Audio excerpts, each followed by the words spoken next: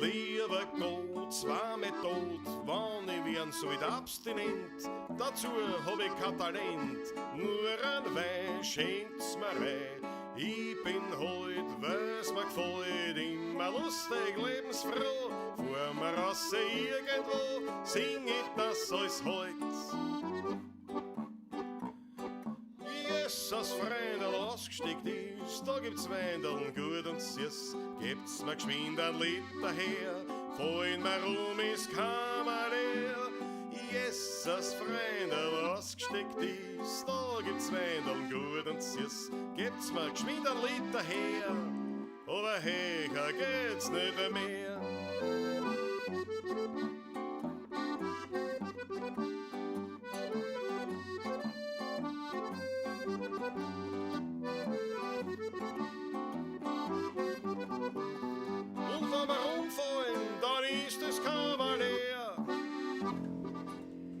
Jawohl, was da dann? Grüß euch, sehr was küsst die Hände, es wird Zeit mit Musik verwendet. Wir spielen für euch die 16er Burg. Ihr hört heute Lieder aus früheren Zeit und manche Hoden sind schon von heute. Das Wiener Lied geht sicher nicht verloren. Der Patrick spielt die Harmonika, der Klausi zupft auf der Gitarre. Alles Paket spielt wir nach dem Werner Schall. Die Quetschel klingt heute super fein, die Kontrapumpen hinten rein. Und Gesang klingt jetzt auch schon recht human. Drum Leon, geh sexy, was küsst die Hände. Es wird Zeit mit Musik verwendet. Wir spielen für euch die 16er Burg. Ihr hört heute Lieder aus früherer Zeit und manche Hoden sind schon von heute. Das Wiener Lied geht sicher nicht verloren.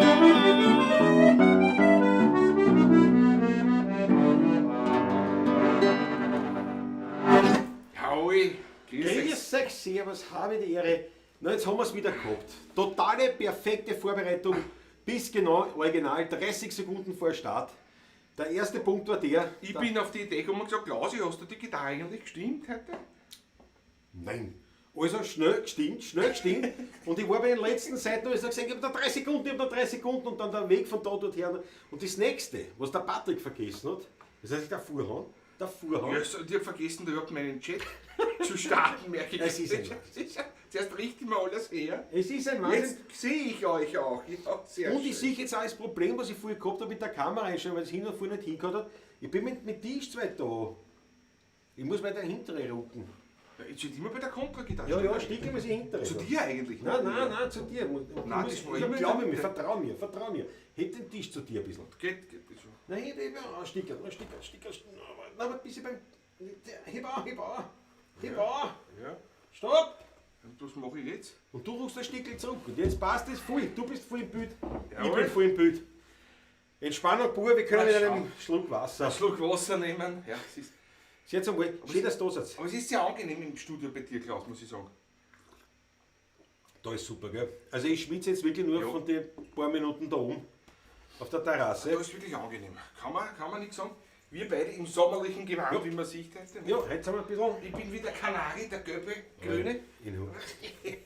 Der Kanari. Ich nehme den Hut wieder an. Das war nur ein Gag für das erste Lied. So, na, was machen wir jetzt mit Vorhang zum Beispiel? Achso, vorher muss ich aufstehen. Das ist natürlich ganz großartig. Ja, das ist jetzt erforderlich. Ja. Herausragend. Patrick, Unbottling heute Er hat bitte. mir ja ein paar Fallen eingebaut für den Vorhang zu machen, die ich noch nicht kannte. Bitte korrektes Unbotteln. Das ist Ein das korrektes Wichtige. Anbotteln, ja, wir sind wie letzte Woche der erste, den wir getrunken haben. Ist ja heute auch der erste und wird aber auch der letzte sein wahrscheinlich. Wahrscheinlich. Wir haben einen Automobilfahrer heute. Das ist wieder vom Weinbau Adi Graf aus Bollendorf. Ein wunderbarer Pinot Secco, ein Pinot Noir weiß gepresst als Perlwein, als Frisante gemacht.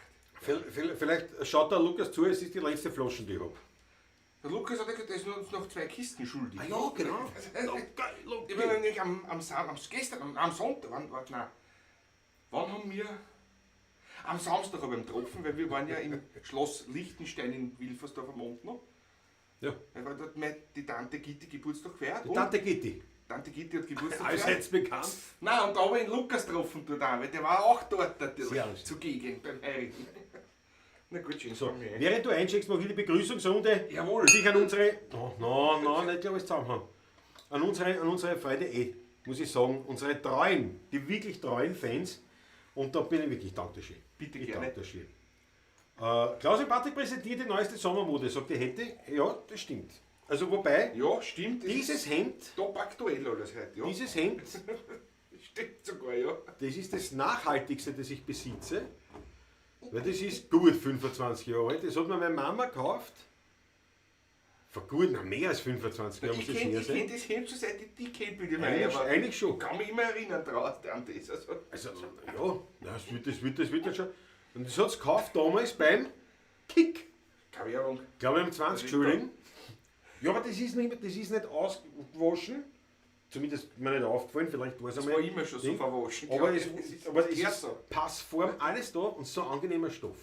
Und ich habe extra da aufgemacht, ich wollte mir noch extra einen Sonnenbrand da aufhauen, aber das ist mir nicht ganz gelungen. Was das berühmte Kauerle-Dreieck. Das Wiener Touristen, das Kauerle-Dreieck. So. Cesenatico-Dreieck. Richtig. So, nein, ich wollte begrüßen, Ja, meine begrüßen Herrschaften. Sie einmal. Ich wollte begrüßen, dann fange ich vorne an. Fritzl, der Fritzl Startguss, der allererste, der reingeschrieben hat. Jawohl, Fritzl, Christi Gott. Karin Albertine Pristone, Lantal Stromer Markus, der Franz M. wieder dabei, große Freude. Der Karl, oder was? Christoph Acker, Matthias Mariacher, Jota, Uli Slonek, das freut mich auch sehr. Aus dem ebenso heißen Helsinki, der Uli Slonek, ja. Es ist auch im Norden momentan sehr heiß, ja. Ja, ist überall gerade, ja. Ja. Der Hubert Hinkofer war jetzt auch da, jawohl. Christoph Acker, jawohl. Gerald Spörk, guten Abend, die Buben und die Damen und die Herren. Grüß Gott, Jota, haben wir schon gesagt. Christoph Acker haben wir auch schon gesagt. Marvihof, hallihallo, ihr Lieben. Grüß Gott, das gefreut mich. Auch die Hetty haben wir schon erwähnt. Rudi Korbes, Daniela Schlögel. Na, schau, das taugt mir. Was, euch allen ein schönes Lita-Fest. Ah ja? Ja, man, Sonnenwende, nicht? Aber, Ja. aber Lita, Lita-Fest, aber die Begriffe habe ich noch nie gehört, obwohl ich eigentlich Lita-Fest habe ich noch nie gehört. Mir ist das aber schon beim Storl oder so. Möglicherweise. Naja, wenn dann. Aber ja, das wird mich interessieren, Daniel Schlög. Ich meine, ich nehme an, es wird der Sonnenwend. Ja, ganz sicher. Andreas Christian ist dabei, jawohl. Nach dem Urlaub auch wieder dabei, Gott sei Dank, gut heimgekehrt. Andreas Christian war in Südtirol mit Motorradl, mit Bilder gesehen, ganz leibend. Ja. Dein Bruder ist auch da. Thomas Steurer ist da. Momo M, ist das chronologisch gehen, Ach so. sonst kommt durcheinander. Momo M, Christi Gott, Straßenhansmobil. Ja, jetzt kommen wir zum Thomas Bastelecke. Jawohl. Servus, Bruderherz, auch dabei. Sheriff Andi, ja. Also wir haben schon. Raphael Illmeier hat schon dazu, meine Eltern, Roman Steurer. Das Hemd hat schon der Don Johnson beim Miami Weiß angehabt. Du wirst lachen, Sheriff Andi. Das war nicht mehr ganz die Zeit, aber eben Miami Weiß und so diese. Und ich habe damals schon als Kind gesagt, das ist ein Hawaii-Hemd. Will ich haben. War in den 90er Jahren. Ne? Und mein Hawaii-Hemden hat es jetzt nicht so viel gegeben in Österreich. Ich habe oder? ein einziges in meinem Besitz. Also, Man heute findest du das wie Sand am Sand Meer. am Ne? Meer, ja. Aber damals war, und das hat es beim Kick gegeben, der hat neu aufgesperrt gehabt. Und meine Mutter hat nur beim Kick das Hemd gekauft. Aber Miami Weiß, ja. es ist natürlich wild. Super. Hast gar nichts zugenommen in der Zeit. Nein, angenommen. Aber ich sag's euch, das hat einmal gespannt. Ja, kann mich Das hat aber mal richtig so gespannt. Was er angenommen hat, habe ich zugenommen. Ich habe seit einem Naja. Jahr, seit letztem Jahr im März habe ich 10 Kilogramm plus. Also das ist, Aber so viel, naja, aber ich hab viel mehr gehabt. Also so viel hast du nicht ich bin von zugenommen, was ich 97 gehabt auf habe. 107. Also Ja, das nein, ist schon- nein, ich war schon ordentlich, also noch. Super Outfit, sagt der Raphael immer. Aha, Landtagsstromer sagt, Markus sagt, Literfest ist schwedisch. Der keltische Name für die Sommersonnenwende. Ja, aber mir sagt das Liter wirklich, Liter sagt man nichts. Ich habe schon gedacht, dass es keltisch ist, wenn es von der Daniela kommt, aber Aber nachdem ich auch, ich sage jetzt einmal, mit dieser germanisch-keltischen Wir beide eigentlich etwas Kultur affin oder und beschäftigend sind. Ja, genau. diese Spiritualität Ja. ein bisschen erforscht habe und alles. Aber Liter ist mir tatsächlich noch nie untergekommen. Und deswegen muss ich sagen, müssen wir jetzt schon was trinken, weil man da lernst was dazu. Da lernen auch wir was dazu. Danke, Daniela Schlögl, danke Landtagstromer, Markus. Judith Wildner aus Hetzendorf, die Judith. Grüß dich Gott, Judith. Das ist Das letzte Mal geil. beim Taschler. Ich habe gesagt, nicht? Ich war der Erste, der es gesehen hat von der ganzen Familie. Nicht? Ich war die Erste, die ich gesehen habe. Und der am wenigsten weiß, weil wir eigentlich nicht zum Plaudern gekommen sind. Logischerweise, weil wir ja gespielt haben, aber ja, macht doch nichts, wir werden schon noch dazukommen. Also ich freue mich sehr, dass du dabei bist. Der Tom Selleck, Hubert Hinkofer. Tom Selleck, das war legendär. Also ein Magnum mit Schnauzer. Super. Und der Higgins mit den 2 Hunden, mit den Dobermännern. Zeus und Apollo. Und da sind sie gekommen, so, haben ihn dann so angenurrt. Und der ist gestanden mit dem Zigarre und gesagt, ruhig Jungs. Das war legendär. Habe ich geliebt. Gut, nimm einen Schluck einmal vielleicht. Also ja, ist eine gute Idee. Die Kehle ist trocken. Hauptsache Wein steht da drauf. Ja? Günter Erich Rusel war in den 90er Jahren in einem Monat in Hawaii. Und zu der Zeit habe ich gerade ein Hawaii-Hemd wollen. Also dann, zum Wohl auf euch, schön, dass ihr dabei seid bei dieser Hitze. Schenkt Oder sich ein trotz Ochsel dieser ein. Hitze. Schneidet sich ein Stück Brot an. Oh. Ja. Gut, gut. Markus Volker, jawohl. Günter Erich Rusel, das gefällt mir. Na, das Mariacha, beim Ikea nennen sie Sonnenwende aber anders. Mir fällt ja nicht ein, wie. Ja, eben, also auf jeden Fall. Das habe ich noch nie gehört, wirklich wahr. Judy 76 Production.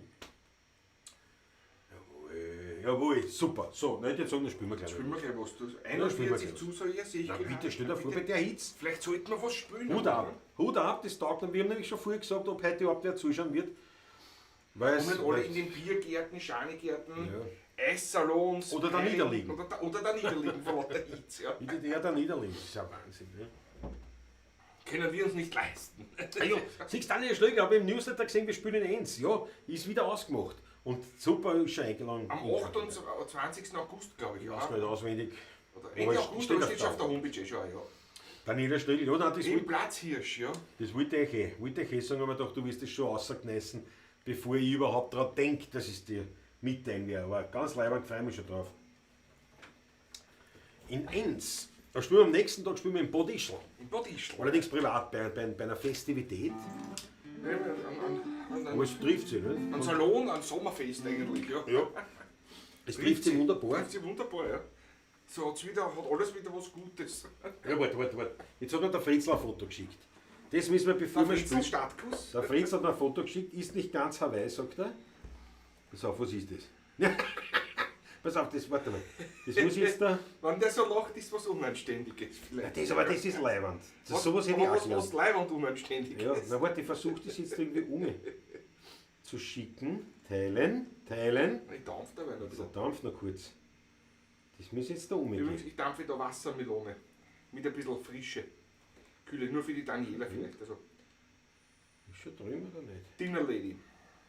Das ist immer so eine Sache. Das weiß ich nicht, ist das nicht? Tut's nicht. Das ist halt auch so eine Sache. Da druckst du auf was drauf und dann steht es und dann weißt du nicht, war es das oder soll ich noch was tun? Kennt ihr das? Das ist total. Na, pass auf, ich hast da hier und da. Warten. Jetzt steht warten, ist immer gut. Ja, da kannst du halt gut warten und lange warten. Jana Walter Rober ist dabei, grüß dich Gott, große Freude. Raphael Illmeier, Klaus, erst der Walter Nagel angeschaut. Nein, nicht viel, ich hab keine Zeit gehabt dazu, aber das sind nicht andere Video reingeschaut. Ganz leibend, also da gibt es nichts zum Aussitzen. Aber ich habe da nicht so viel Zeit gehabt, dass ich mir das mehr anschaue. 301 ist dabei. Jawohl. So, dann spielen wir warten noch. Was spielen Bevor wir wir das Hemd vom Status anschauen. Naja, pass auf. Midsommer, sagt der Sheriff Andi bei Ikea. Midsommer, genau. Aber das wird vielleicht was anderes sein. Nein, ist ja wurscht, das ist ja egal. Das ist egal. Ich würde sagen, wir spielen sommerliche Wiener, da gibt es gar nicht so wirklich. Gell? Das ist eigentlich nicht so So, wirklich, so. oder? So Haas und sowas. Das stimmt. kennen sie die Geschichte von Franz nicht. Also bitte, wenn's nicht wissen, wie die geht, dann erzähle ich gerne Ihnen jetzt von einer Wiener Spezialität. Der Franz hat Arbeitszeit und Zeit so viel am Freien und die verbringt er gern in der Natur. Da braucht er kein Benzin, fährt mit der Tram dahin und wenn man fragt, dann sagt er immer nur schräge Wiesen am Donaukanal, ist meine Riviera auf jeden Fall. Ich brauch keine Misslicht, kein reichen Papa, mein Wirtsal, ja, die liebt mich so an. Ich bin der Franz, ich brauch kein Pflanz und kein Tamtam. Ich fahr nicht fort, ich bleib daheim und bloß am Kamm. Schräge Wiesen am Donaukanal ist eine Riviera, auf jeden Fall.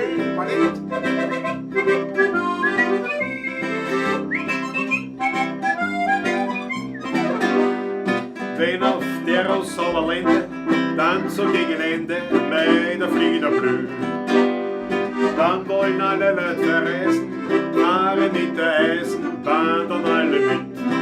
Anna, du bleib ich stur bei meiner Überfuhr, weil ich für keine Luxusreisen bin. Ich hab da alles Gepäck, einen alten Laptop, check den Radio auf und Büsel für mich hin. Schräge Wiesen am Donaukanal ist meine Riviera, auf jeden Fall. Ich brauch keine Misslicht, kein reichen Papa, mein Wirtsal, mein Hirtsal, ja, die liebt mich so an. Ich bin der Franz, ich brauch kein Pflanz und kein Tamtam. Ich fahr nicht fort, ich bleib daheim und bloß am Kamm. Schräge Wiesen am Donaukanal ist eine Riviera, auf jeden Fall.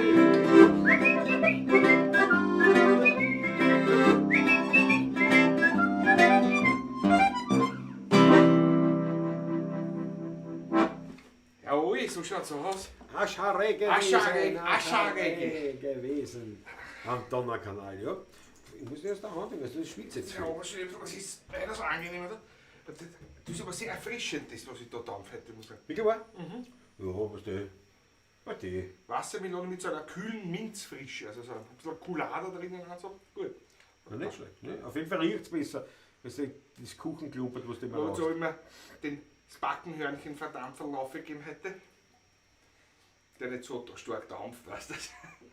Zur Schonung eurer Augen. Sollst du zurücksagen, von wem du es gekriegt hast? Den habe ich von dir gekriegt, ja. So schaut's aus. Marco Cinelli ist dabei, grüß dich gut.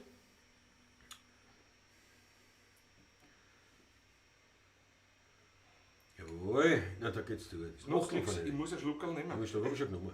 Die Achtel von einer, ich danke dir vielmals. Heute war ja also unglaublich erfolgreicher Tag für mich. Das hat ja angefangen damit, Erzähl. pass auf, ich vor ein paar Tagen hab ich bestellt. Also bin ich gegangen zum Louis, das ist ein Motorradhändler, wer es nicht weiß, also ein Motorradzubehör, und habe ich da gleich in der Nähe, ne? Kein kleiner Platz. Am 21. ist ja der Louis, großer Shop. Und ich dachte, du gehst hin, kaufst da an wie heißt das? Na, jetzt fällt es mir nicht ein. Na, geh. Ich weiß gar nicht, was du willst. Naja, du warst wieder nichts, ne? Na geh, ja, das muss ich nachschauen, wie das Nein, heißt. das misst's Hass. Wir wollten Binlock, aufgestanden. Ach so, siehst du das? alles klar. Ein Binlock, das ist beim Visier, gehört das ins Visier rein, nicht, dass das nicht anläuft. Also habe ich mir so ein Binlock bestellt. Ich war vor ein paar Tagen, bin reingegangen, wollte das Binlock bestellen oder kaufen halt. Habe es aber nur bestellt, haben es nicht lagern gehabt, also bestellt und bin rausgegangen. Also das war der Plan. Kleine und bestelle das Binlock oder kaufe das Binlock. Geh wieder raus. Dann geh wieder raus. Rausgegangen bin ich 100 Euro ärmer. Ja, mit einigen Klumpert. So, heute habe ich das Binlock angeholt, das bestellte. Bin rein, bin raus und habe nichts außer dem Binlock gehabt. Das gibt's Ja. Ein Wunder. Nein, das war schon der Anfang. Ich habe gedacht, bumm, heute ist ein guter Tag. Und dann haben wir gesagt, ich muss noch was einkaufen. Nicht? Weil mir wirklich tatsächlich, ich weiß, man sieht es oft nicht so, weil ich sitze oft unvorteilhaft da oder irgendwas, aber ich habe wirklich viel angenommen und mir passt viel Gewand, vor allem das Sommergewand immer. Ich meine, meine Leinenhosen, die passen unmöglich, das ist alles. Und habe ich gesagt, nein, ich muss mir kurze Hosen kaufen und so Ding und Schuhe und Ding. Furchtbar. Und ich dachte, aber das mache ich heute. Bin losgezogen, bin bei dem einen großen Kleidungsgeschäft, ich kann mal sagen, bei Pick und Kloppenburg bin ich rein, habe mal geschaut, was es gibt, ein paar kurze Hosen, geschnappt, anprobiert, aussortiert, genommen. Auswahlsquote wie hoch? Naja, Ausfall, ich habe den durchprobiert, was ich da halt mitgehabt habe. Und also ich habe die Menge, die ich wollen habe, Hast du gekriegt? das habe ich gekriegt, also ohne Probleme. Nicht? Maximal 4 Stück in die Kabine. Ja, naja, da habe ich mir gedacht, aber ich habe mir dann gedacht, na, das darf ich bei der Hitzfange nicht auch da zum Herumsuchen. Auf und Jetzt, rein. das mache ich so, wie es ist. Bin also gut, erfolgreich. Abgehakt, danke, habe ich so geschaut, so Leinenhosen natürlich alle.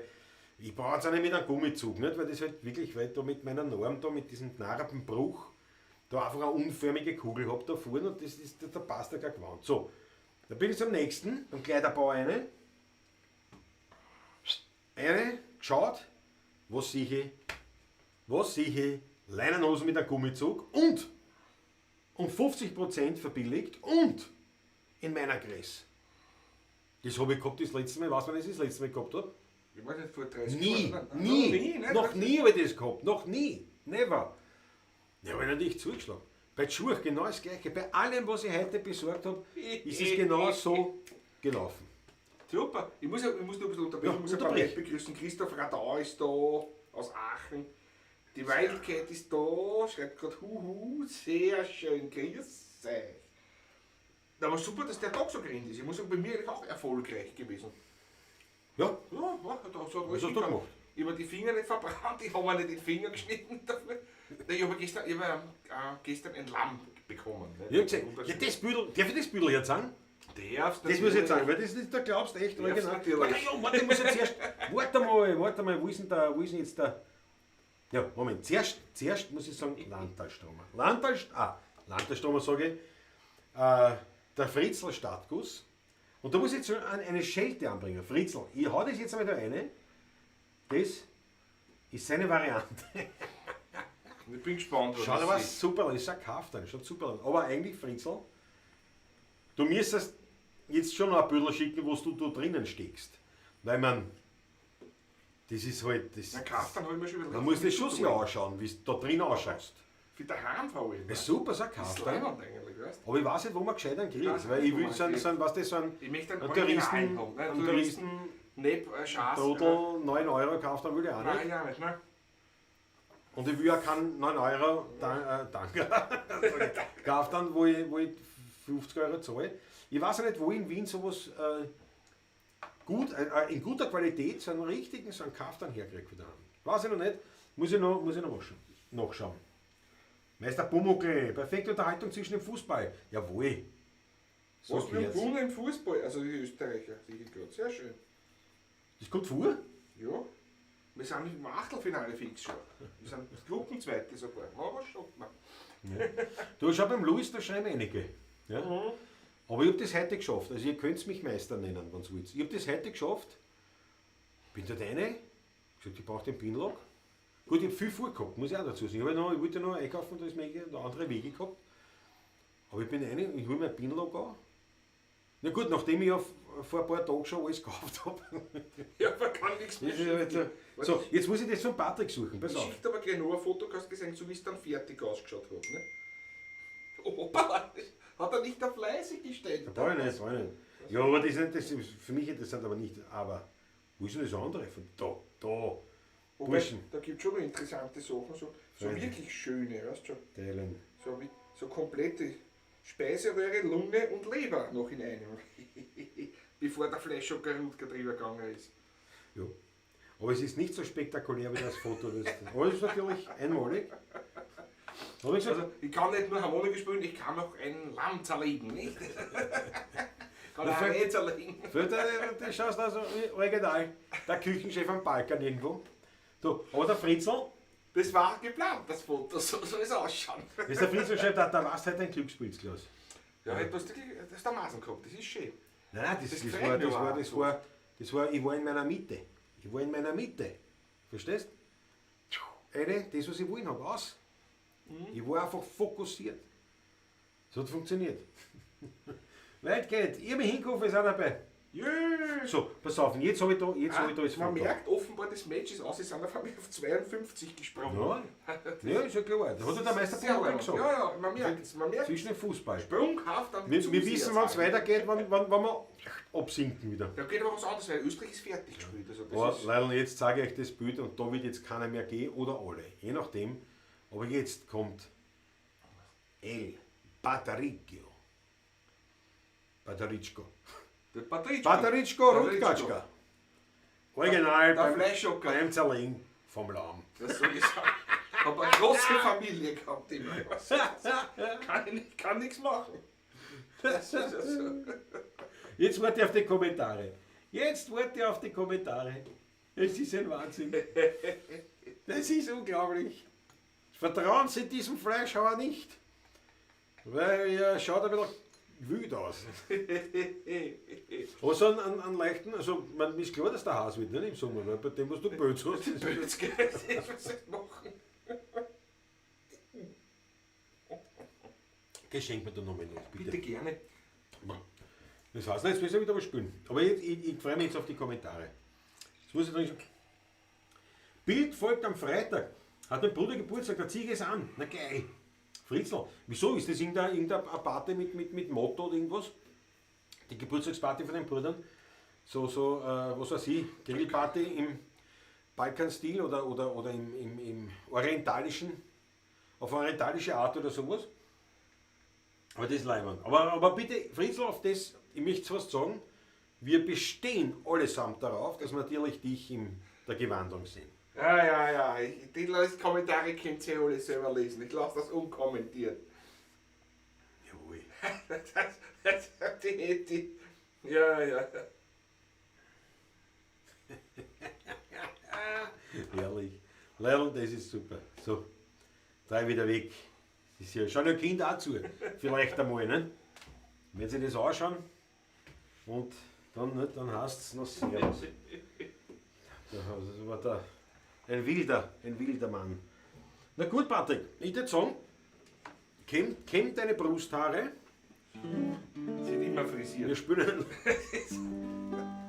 ein Lied. Training von Rocky Balboa, Christopher Thaler. Jawohl. Ich liebe es Buntfried Startguss, das taugt mir aber. Mut zur Farbe, hat schon der 100 Wasser gesagt. Ja, genau, so Ja, ist es. alles leibend. Finde ich auch.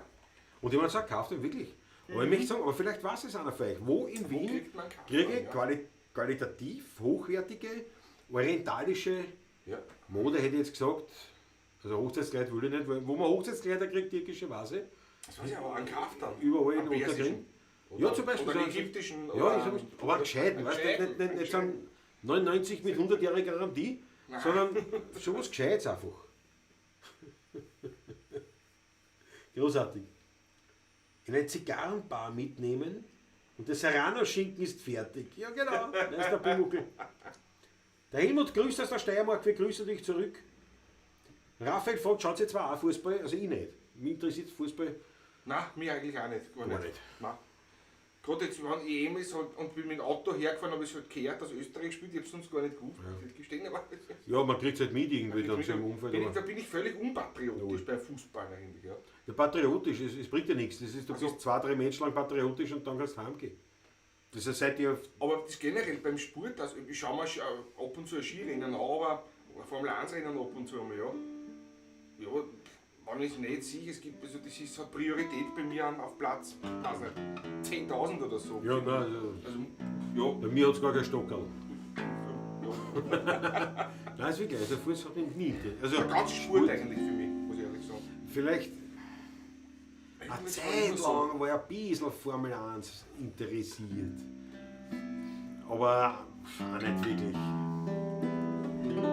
Aber ja.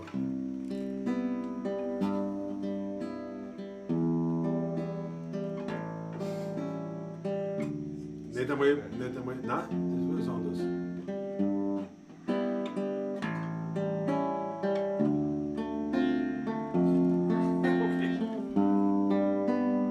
Okay. Mein Wien ist schön zu jeder Jahreszeit. Im Frühling zeigt es sich im Blütenkleid. Im Sommer aber über Nacht sind alle Rosen aufgewacht und Wien brilliert mit seiner Pracht. Im Herbst, da ist mein Wien ein bunter Traum, mit einem Farbenspiel an jedem Baum. Und wenn die weißen Flocken wehen, Wolzer gegen leise fliehen, dann spürt man, Wien ist immer schön. Ich hab ein Stickerlein des Wien entdeckt, dort hat sich wie eine Gemütlichkeit versteckt.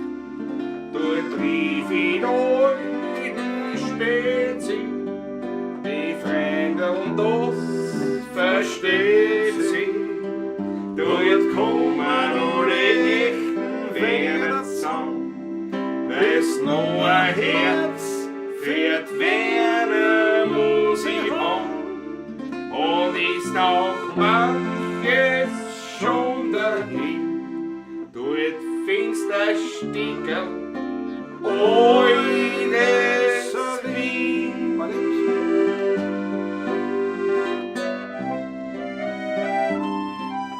Ich hab ein altes Stück da Wien entdeckt, wo sich da hat die Gemütlichkeit versteckt. Da triff ich den alten Spezi am Stammtisch, das versteht sie. Dort kommen alle echten Wiener zusammen, die noch ein Herz für die Wiener Musik haben. Und ist auch manches schon dahin, dort findest du ein Stickerl eines Wien. Viele Lieder von Wien und vom Wein singen Menschen, ob groß oder klein, ob in London, Paris und Hawaii. Jeder denkt sich im Stillen dabei, dass der Wiener immer Weihfassel singt und den ganzen Tag gegen nur stinkt. Und dass oft Nacht in sein Bett nur schlaft bei einem Schramme-Quartett. Ja, das hat wer erzählt, ja, bläse nur gelacht und hab ihn drauf aufmerksam gemacht. Ja, was weiß denn die Welt, was ein Wiener Herz fühlt, an die Gegend ganz leise an Straßenwalzer spült. Wann ein uralter Wiener vom Häuserbuch singt und die Stimme von dem Vater ganz zittrig erklingt. Ja, was weiß denn die Welt von einem Weindel in Wien, den das Weindel da steht in kein weniger drin.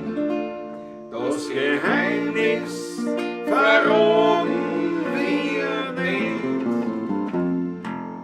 weil das doch nur ein Wiener versteht.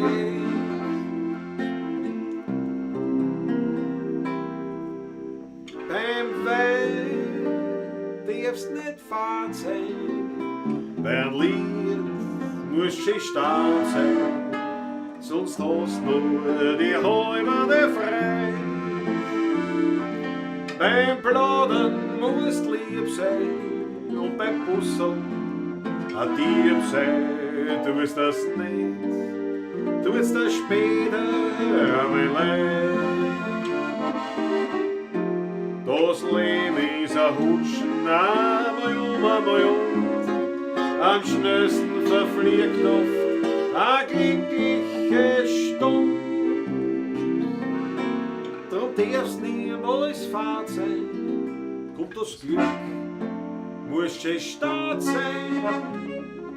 Noch das an, sonst fliegst du davon.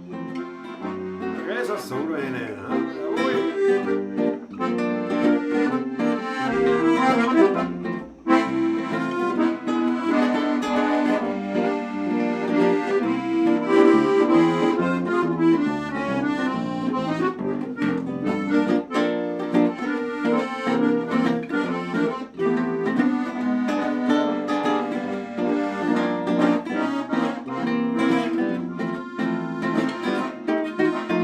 Das Leben ist ein Hutschen, einmal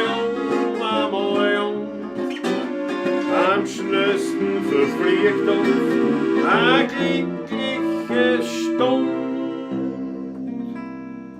Darum darfst niemals fad sein. Kommt das Glück, musst schon stark sein. Noch das an, weil sonst fliegst du davon.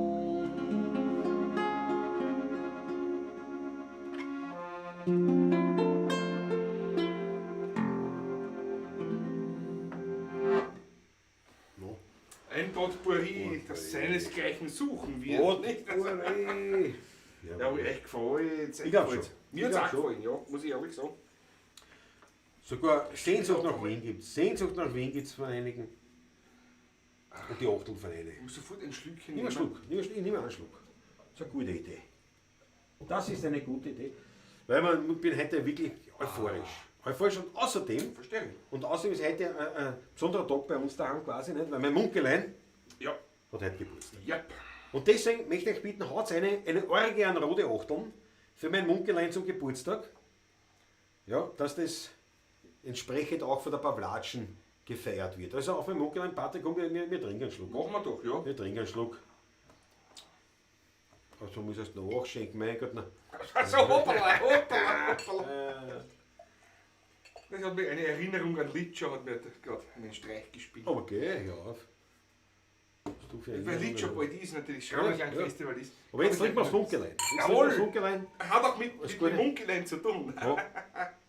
Die Erinnerung.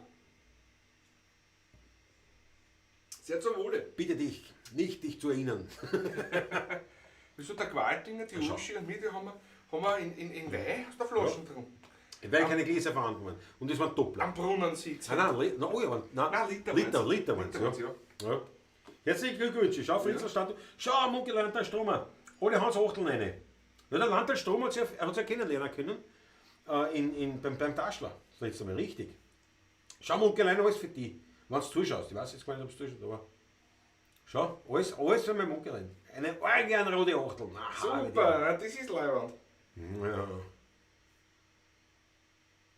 Die hätte Hubert Hinkofer, Momo M., Raphael Lillmeier, Marco Cinelli, Herr Mandl, alle würdigen meinen Schatzl. Ja, da ist ja auch kühler runter, aber ich glaube, ich schwitze da Ich schwitze ein Schwein. Ich schwitze ein Für Schwein. was ich mit duscht habe vorher, bevor ich herkomme. Nein, ich weiß schon, für was ich mich duscht habe, aber für was, ich meine, ich dusche schon mittlerweile ja ein paar Mal am Tag. Nicht? Also das, Geht die Pfeife drauf? ja, nein, ich bewege mich ja eigentlich, wenn ich daheim bin, ich bewege mich ausschließlich mit einem Saunakilt bekleidet und halt so in einem lockeren Leiberl oder Hemd oder so. Und weil da bin ich relativ rasch entkleidet zum Duschen, eiskalter Duschen, Kälteexposition, nach dem Duschen, Ja. das hilft dir dann ungefähr 3 Minuten, bist vorher eigentlich in einem angenehmen Klima, dann ist schon wieder Arsch. Nicht? Also das ist halt ja, perfekt. Und dann denkt er, Wien, nur du allein, das singt er nicht. Na, Wien, das singe ich wirklich nicht. Aber ich danke dir schön. Ich sing's wahrscheinlich schon irgendwie, aber ich. Aber mir gefällt die Nummer auch, für mich nicht, weißt? Das muss ich ehrlich sagen, das ist ja so. Aber pass auf, wir machen einfach ein Experiment. Ja, Wir spielen es einfach. Naja, sind sie in der AKM-Heftel drin? Ich glaube schon, sicher. Wien, nur du allein ist nicht drin. Nein. Bist sicher? Schauen wir nach. Aber. Da bin ich sicher. Wir können ja locker da uns bewegen, weil ich habe ja mittlerweile das Studio so. So wunderbar. Das ist ja kein Kabel, nichts. Nichts Bei mehr. 4 geht's. Na, Vorsicht, da findet die Instrumente stehen jetzt. Das Ach so, ist ja. äußerst heikel. Äußerst heikel. Oh, haben wir sicher, irgendwo müssen wir das haben. Wien, nur du allein. Ich glaube, Wien, irgendwo habe ich das schon. du Die Eigraum habe ich allein. irgendwo. So steht Da haben wir- die Stadt. Ja, ich bin da auch nicht so ein Fan von dem Lied, aber Vergraben, wo. Aber Wien trägt seine Krone, das haben wir schon mal gespielt, das können wir schon wieder vergessen, gell? Haben wir schon wieder vergessen, wie es geht. Wien trägt seine Krone. Oder? du bist. Nein, haben wir gar nicht Königin. gespielt, das ist ja blöd. Das haben wir nur geredet einmal. Ja, da haben wir geredet davon. Da haben wir nur geredet davon, dass wir Warte, spielen. ich muss einen Schluck nehmen, ich muss mich Nimm einen Schluck. Wien, du Stadt meiner Träume, ist es das? Nein. Nein, Wien Naturlein, so heißt es. Ja, dass das nicht da drinnen war, wo das so ein Klassiker ist. Wenn du an Wien denkst, dann denk auch an mich. Schaffergürtel in Ja, jungen schön. Jahren. Herrlich. Ach, schön. Pass auf. Der Hützi ist auch da. Endlich wieder dabei. Jawohl, das freut mich auch. Grüezi, ja, Super. Leiland. Wenn Schrammen abblasen sind, ist ja auch so. Gerade dem Junkie ist auf so einmal viel. da. Redakotere, super Leiland, dass du da bist. Ja, Wien, nur du allein. Nicht, Patrick. Trink lieber was. Erst einmal, wenn Schrammen abblasen sind, das müssen wir auch mal spielen. Das ist auch Am nicht- schönsten spielen Schrammen, wenn sie ablosen sind. Also, Mir gefällt es schon. Am für andere noch schönsten spielen Schrammen, wenn's abblasen sind. Und wenn's miteinander an Schawips haben gelernt. Super. Peter Raffezeder, geiles Hawaii. Ups. Jawohl. Absolut. Absolut, Leiland. Da kann man keiner was vorhalten. Ah, die Hetty schreibt gerade was. Wie heißt Wien, du Stadt meiner Träume? Das ist Wien. Bitte? Siehst du, so kenne ich die Nummer. So Du bist der taugt's mir. Koffer. Nein, ich kenne die Nummer. Mich interessiert es Hör auf nicht. zum Stottern, wir sind live. Das macht ja Du nichts. kannst ja nicht so stottern Mich daher. interessiert es nicht, die Nummer. Das ist einfach so. Was soll ich Wo machen? ist? Wo war denn das? Wo hab ich das jetzt gehabt? Wien, Stadt meiner Träume. Das ist es, ja. Ja. Na schau, wenn wir die hätten, wenn wir die Schweizer nicht hätten, nicht, könnte man. Das habe ich nicht geschaut, wo. Wien, Klammer, Wien Naturlein. Warte, wirklich mit dir kann man was anfangen. Das hat wer geschrieben? Ich spiele die Nummer nicht. Ich weiß nicht, Heinrich Strecker wahrscheinlich. Oder so. Rudolf Sitschinski, ja. Sitschinski, Opus 1. Opus 1, ja, merkt man. Musik von der Grobicek. Steht aber kein Jahr dabei, das finde ich schade. Boah, das ist aber Sicher gar noch nicht, nicht frei. Also, das ist gar nicht leicht. Du. nein, Ah nein. ja, So. ah ja. Das ist nur das Vorspiel. Im Vorspiel hat er eine. Leidl, für euch machen wir das jetzt. Also er weiß gar nicht, ob das wer wollen hat jetzt eigentlich. Ich habe leider die Noten nicht da. Das ist. Ja, pass auf. Ich sing in G, ja, in A-Moll. In G. Ich lerne nicht zu, ja. Pass auf, G, A-Moll, D7, G, A-Moll, D7. Also, Ah, das ist die Strophen. Wie geht denn das? Mein Herz und mein Sinn. Schwingt, okay, ja. das Bring mir schon hin. Ja, das ist eine große Hilfe, danke dir. Also es ist immer noch G7, D7 und der Refrain ist dann in C. C, A-Moll, C, C-Moll 6, D7. Also glatt verkehrt, Patrick, glatt verkehrt. Wenn du auf die Hände schaust, Ja, ich werde mich bemühen. Ja. naja, nein, das ist glatt, da sind überhaupt keine Fallen drinnen. Ja.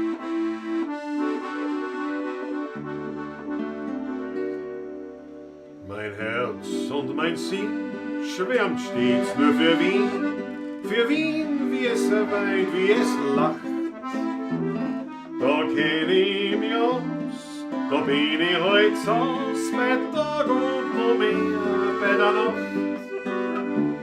Und keiner bleibt kalt, ob jung oder alt, der Wein, wie es wirklich ist, kennt, Wien, wie es wirklich ist. Müsst ich einmal fort von dem schönen Ort, dann nimmt meine Sehnsucht kein. Dann hör ich aus weiter Ferne ein Lied, das klingt und singt, das lockt und das zieht. Jetzt muss ich umblauen, zieht, die 7 sind wir, die 7 Ja, ja, ja. Und jetzt gehe ich weiter. Wien, nur du allein, soll stets die Stadt meiner Träume sein. Dort, wo die alten Häuser stehen, dort, wo die lieblichen Mädchen gehen,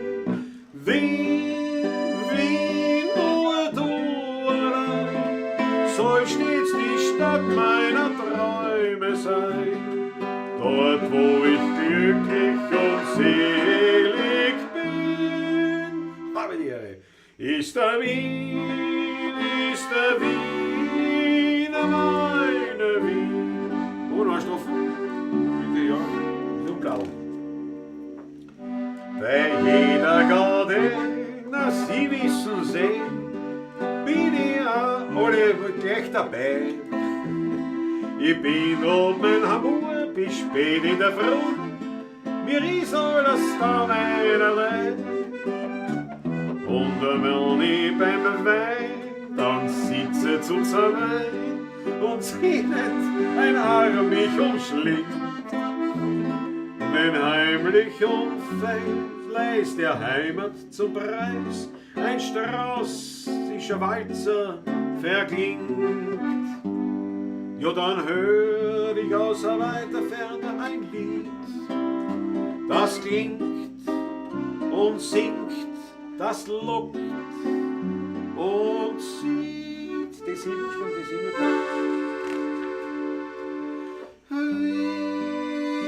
Wien, nur du allein, soll stets die Stadt meiner Träume sein. Dort, wo die alten Häuser stehen, dort, wo die lieblichen Mädel gehen. Wien, Wien, nur du allein, soll stets die Stadt meiner Träume sein. Dort, wo ich glücklich und selig bin, ist der Wien, mein Wien.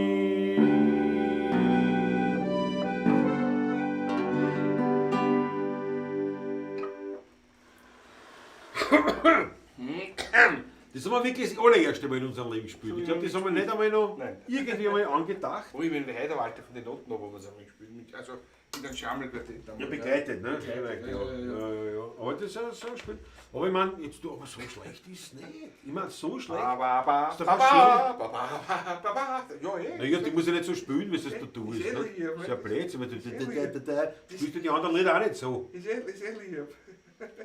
Naja, aber nein, ist ja, also der Refrain natürlich in erster Linie, aber das ist natürlich ein Hingucker.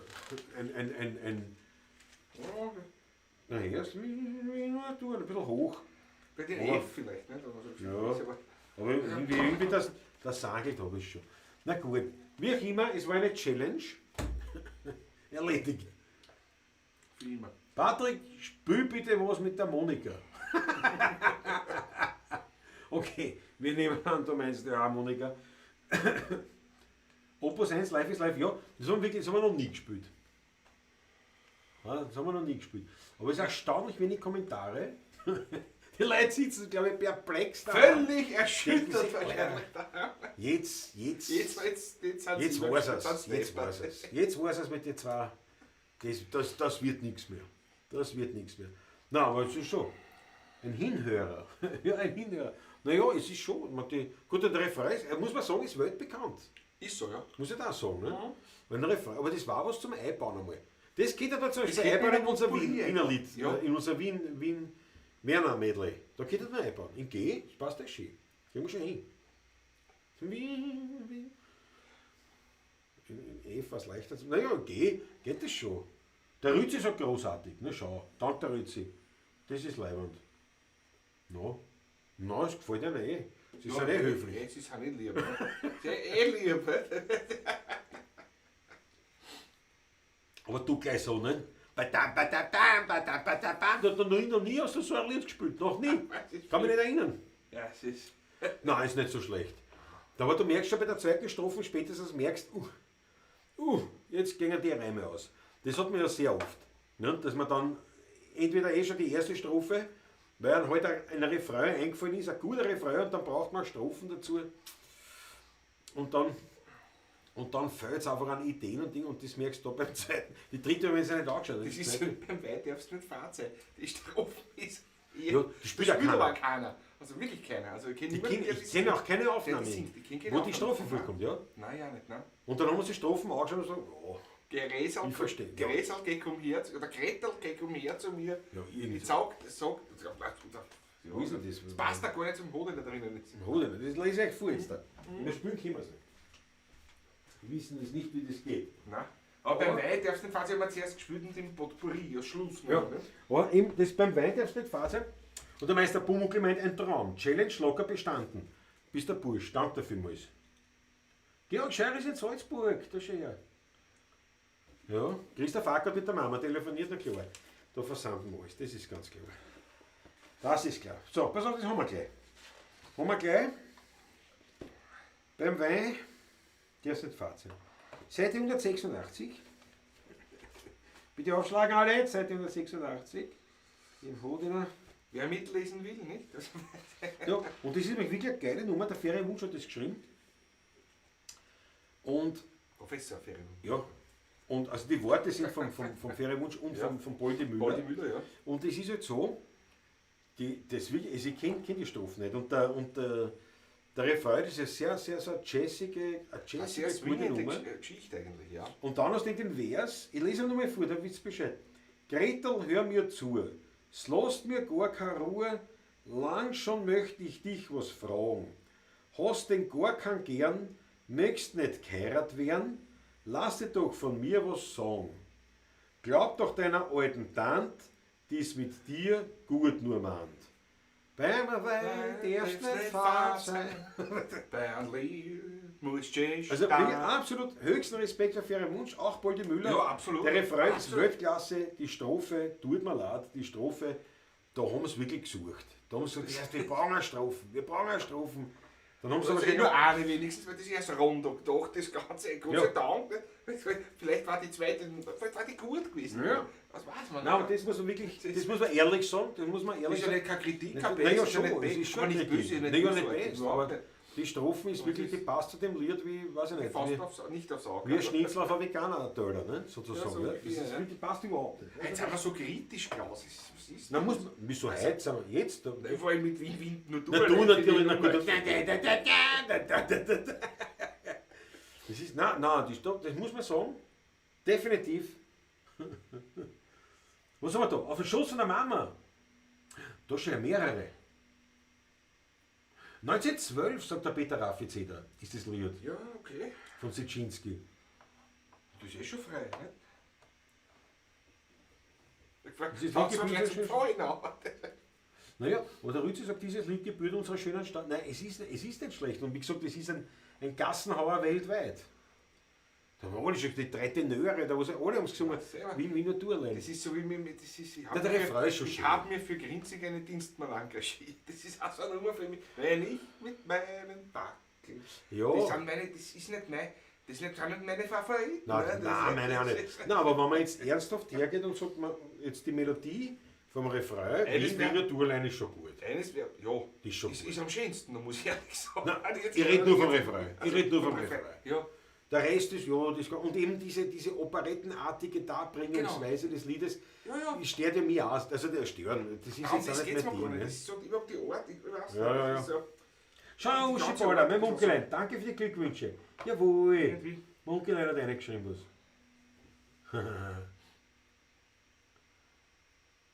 Jawohl.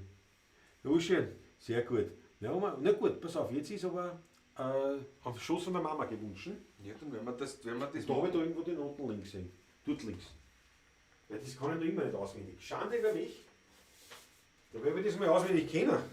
Ja. Nämlich, ich kann es wahrscheinlich eh schon, aber ich bin mir noch unsicher, weißt mit der Strophen nur, es geht da nur um den Text eigentlich. Aber das machen wir gern. Eigenkomposition, wer es nicht kennt, jetzt wird das kennenlernen, Eigenkomposition, der Text von der Monika Kuri und den Text habe ich mir erlaubt zu vertonen. Und du spielst mich jetzt vor, auf vielfachen Wunsch. Auf vielfachen Wunsch, muss man sagen. Ja. Oder es haben zwei öfters das eingeschrieben. Das ist eine schöne Nummer, die gefällt mir. Oder? Ja, immer der Schluck Wasser dazwischen. Die brauchen Flüssigkeit. Ich merke das im Rachen. Gut, du hast da noch nicht viel Wasser getrunken. Da müssen wir dann für mein Munkelein müssen wir dann auch noch was spielen. Ich glaube, eines ihrer Lieblingslieder ist der Werner Schimmel. Die haben wir schon lange nicht gespielt. Schon lange nicht. Ui, ich weiß ja gar nicht mehr, wie der Dudler geht. Ich weiß gar nicht, wie der Text geht, aber das müssen wir eigentlich heute mit dem Munkelein spielen. Ja. Das müssen wir durch. Und zuerst auf der Schoß von der Mama.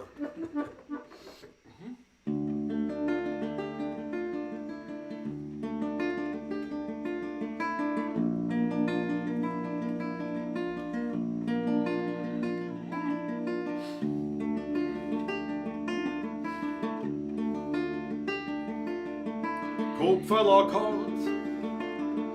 Knie auf die Schultern und die Finger zwickt. Und auf geschiefte Wund.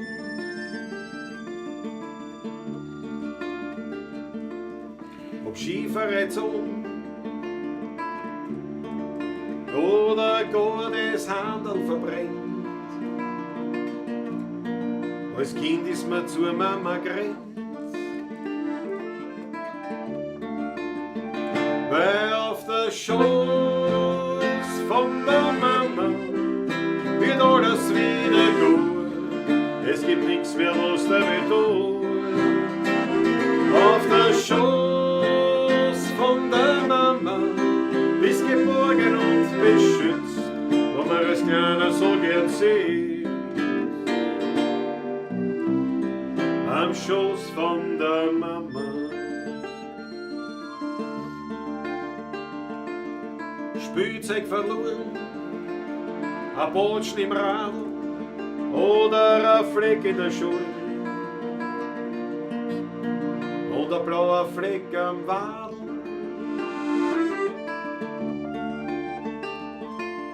Ob eingeschossene Schein oder beim Zündeln was verbrennt. Als Kind ist man zur Mama gerannt.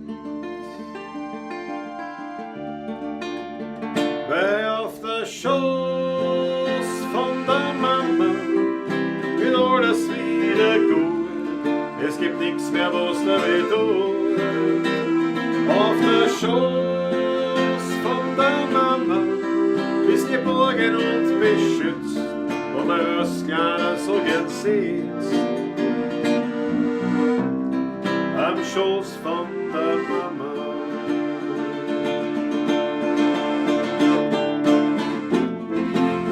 Warte mal, weg, wo ist das?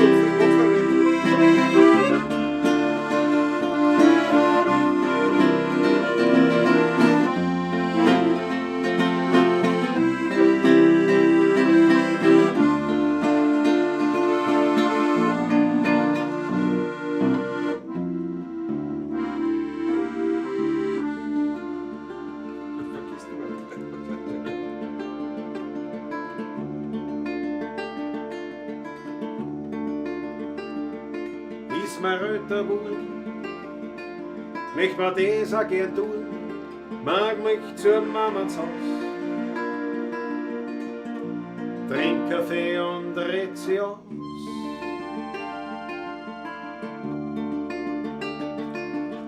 Drucken manche Sohlen, die ja noch so schwer, bei der Mama nimmer mehr. Weil du legst den Kopf auf den Schoß von der Mama, dann ist alles wieder gut. Es gibt nichts mehr, was damit tut. Auf der Schoß von der Mama bist geborgen und beschützt, wo man als Kleiner so gern sieht. Am Schoß von der Mama.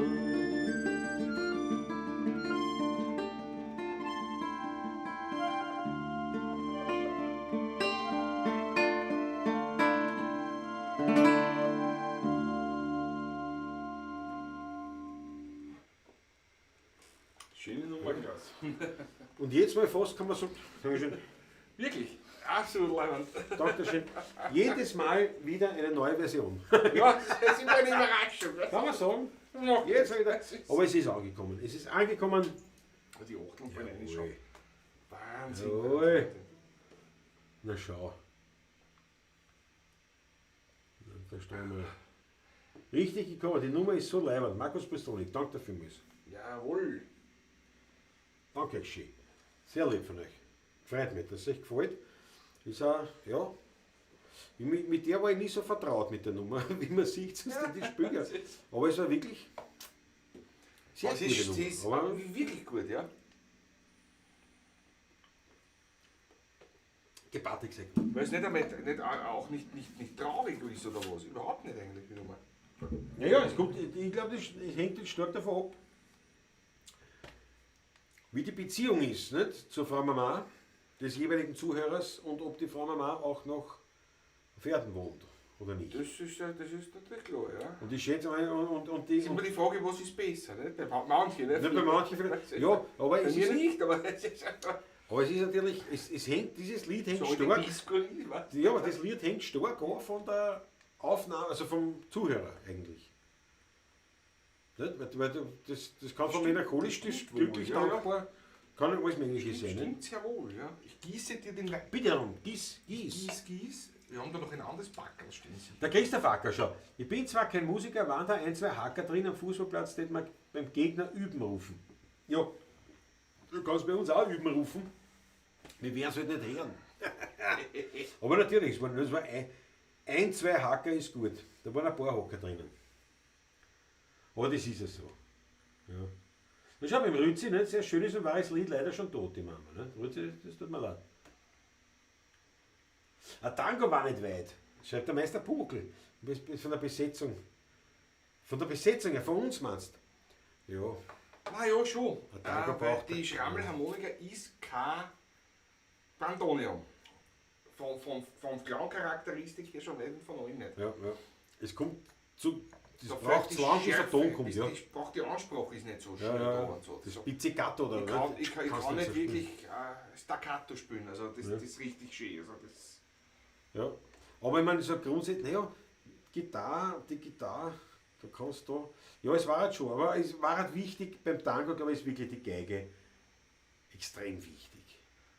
das Tango, Instrument schlechthin ist das Bandonion eigentlich. Ja, Bandonion sowieso. Ja. Sowieso. Ja, ja. Also wenn's das ohne dem geht geht's gar gar nicht, ne? nicht. Das Ohne ist- geht's gar nicht. Du, der Fritzl Statko sagt was ganz was Wichtiges. Jö, Fritzl, was spricht der Fritzl? Ja, der völlig richtig. Na schau. Nicht auf den virtuellen Hund vergessen, dank der Fritzl, auf den weise ich jetzt aber sofort hin, nämlich, da ist er eingeblendet, meine Herrschaften, der virtuelle Hut. Der Fritzl sagt es zu Recht, wer Freude an dieser Pavlatschen hat und Hetzog mit der Musik und dem das taugt, der möge doch bitte in den virtuellen Hut, mit dem wir jetzt quasi herumgehen, ein paar Neidscheine hauen. Sprich, eine Online-Überweisung oder über PayPal oder auch über diesen hiesigen YouTube-Superchat geht auch, wenn man ein Google-Konto hat und was weiß ich, wie angemeldet ist. Aber auf jeden Fall über die, es findet es natürlich auch als in der Videobeschreibung dann auch die ganzen genauen Daten, wie IBAN und so weiter und die PayPal-Adresse. Das hat uns gefreut, wenn es das eine hat. Ich sage jetzt bewusst gar nicht einmal so, um uns zu unterstützen, sondern eigentlich um dem gerecht zu werden, was wir machen, nämlich wir spielen eine Musik, ihr hört zu und wenn wir wo sitzen täten bei einem Heirigen, der mit Kerl durchgehen oder eben in Hut und da täte jeder was reinhauen. Von kleinen Spenden Bis zu größeren bis zu größeren. oder großen. Nicht? Das ist je nachdem. Die größeren und großen sind uns freilich am liebsten. Wenn wir mit Kerl gehen, sagen wir immer, lasst das rascheln und nicht schäbern, wenn es geht. Aber wie gesagt, wir wären dankbar für euren musikalischen Beitrag in Form pekuniärer Zuwendung. Das war ganz leibend. Danke vielmals und danke Fritzl Schluck auf für euch. diese Erinnerung. Fritzl, ja, danke dir. Und die Weilke hat die Mäusle kurz behandelt. Was ist? Ist krank? Ist krank? Das Mäusle? Der Nymphensittich Mäusle. Nebst dem Nymphensittich Roy. Genau. Ja, Landessteuervergabe hat es Ich muss sofort den Finger erheben.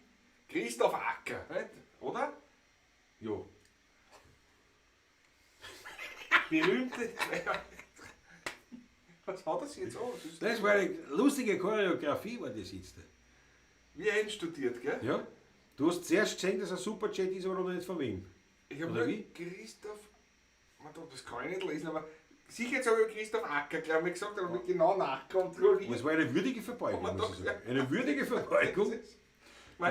Was ist das nächste Mal? Magst du die segnen? Das sage ich dir. Und dann das nächste Mal schon mit Weihwasser besprengen. Mit Weinwasser. Mit Weinwasser. Na bravo. Also auf dem Christoph Acker 2,33 € ist natürlich. Ich meine, die teilen wir uns auf. Die teilen wir uns auf. Christoph, eine Welt. Prost. Dankeschön. Weil wir dürfen zwar wieder vor Publikum auch spielen, allerdings ist es, wie soll ich sagen, die Auftrags- und Auftrittslage momentan noch etwas Es geht gering. Nicht? sehr zaghaft geht's an, aber es fängt schon an. Es Aber fängt es schon ist an. generell auch in den Gaststätten und kulturellen Städten momentan überall her ein gewisses Jammer, also Jammer nicht, aber es geht schleppend. Ja. Selbst in einem Wirtshaus, also kannst du am Sonntag zum Mittag in Eiweißtal Mittagessen gehen ins Wirtshaus. Das Also ist so- unmöglich. Also, So wie es mitunter kolportiert wird, Reservieren. ist bei uns in der Stadt vielleicht drinnen. In der Stadt vielleicht schon. Was ist? Das ist schon wieder einer, jetzt mache ich es gleich so. Matthias Mariacher, 11,60 €, ein Superchat, ja. So wie das F6, gemacht. Matthias Mariacher. Und ich hab dich gesehen, du hast das gespielt? Hast du das gespielt? Ja, wir gespielt in Wie? Wien, vor allem das. Ich bin nicht einer, der die Haare gefahren.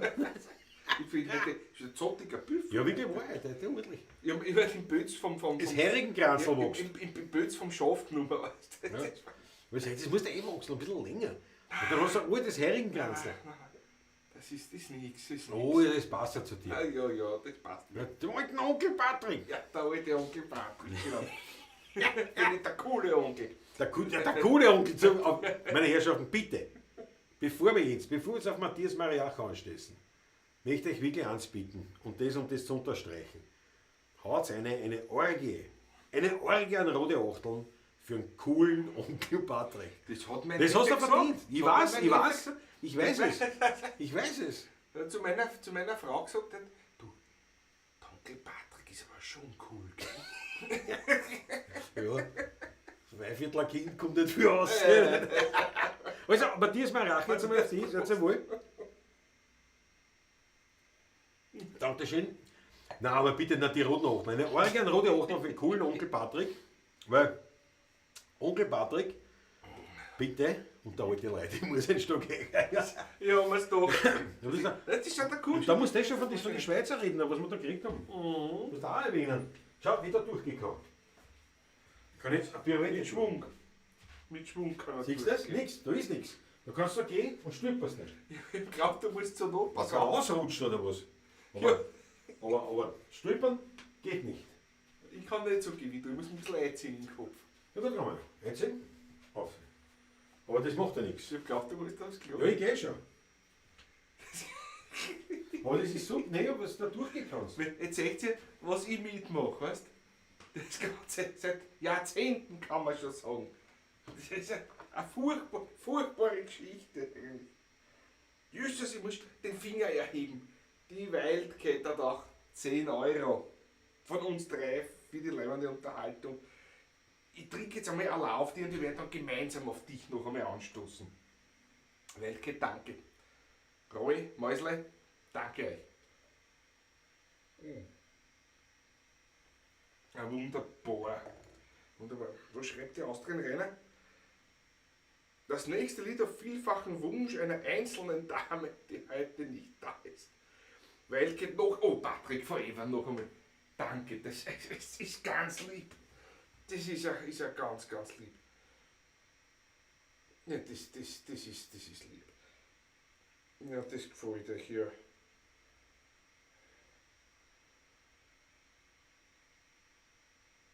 Ja, Christoph, der Umbau hat sich ausgezahlt, ja. Vor allem, ich kann jetzt wirklich da auch auf und an gehen, ohne dass ich mir keinen Kopf anhaue.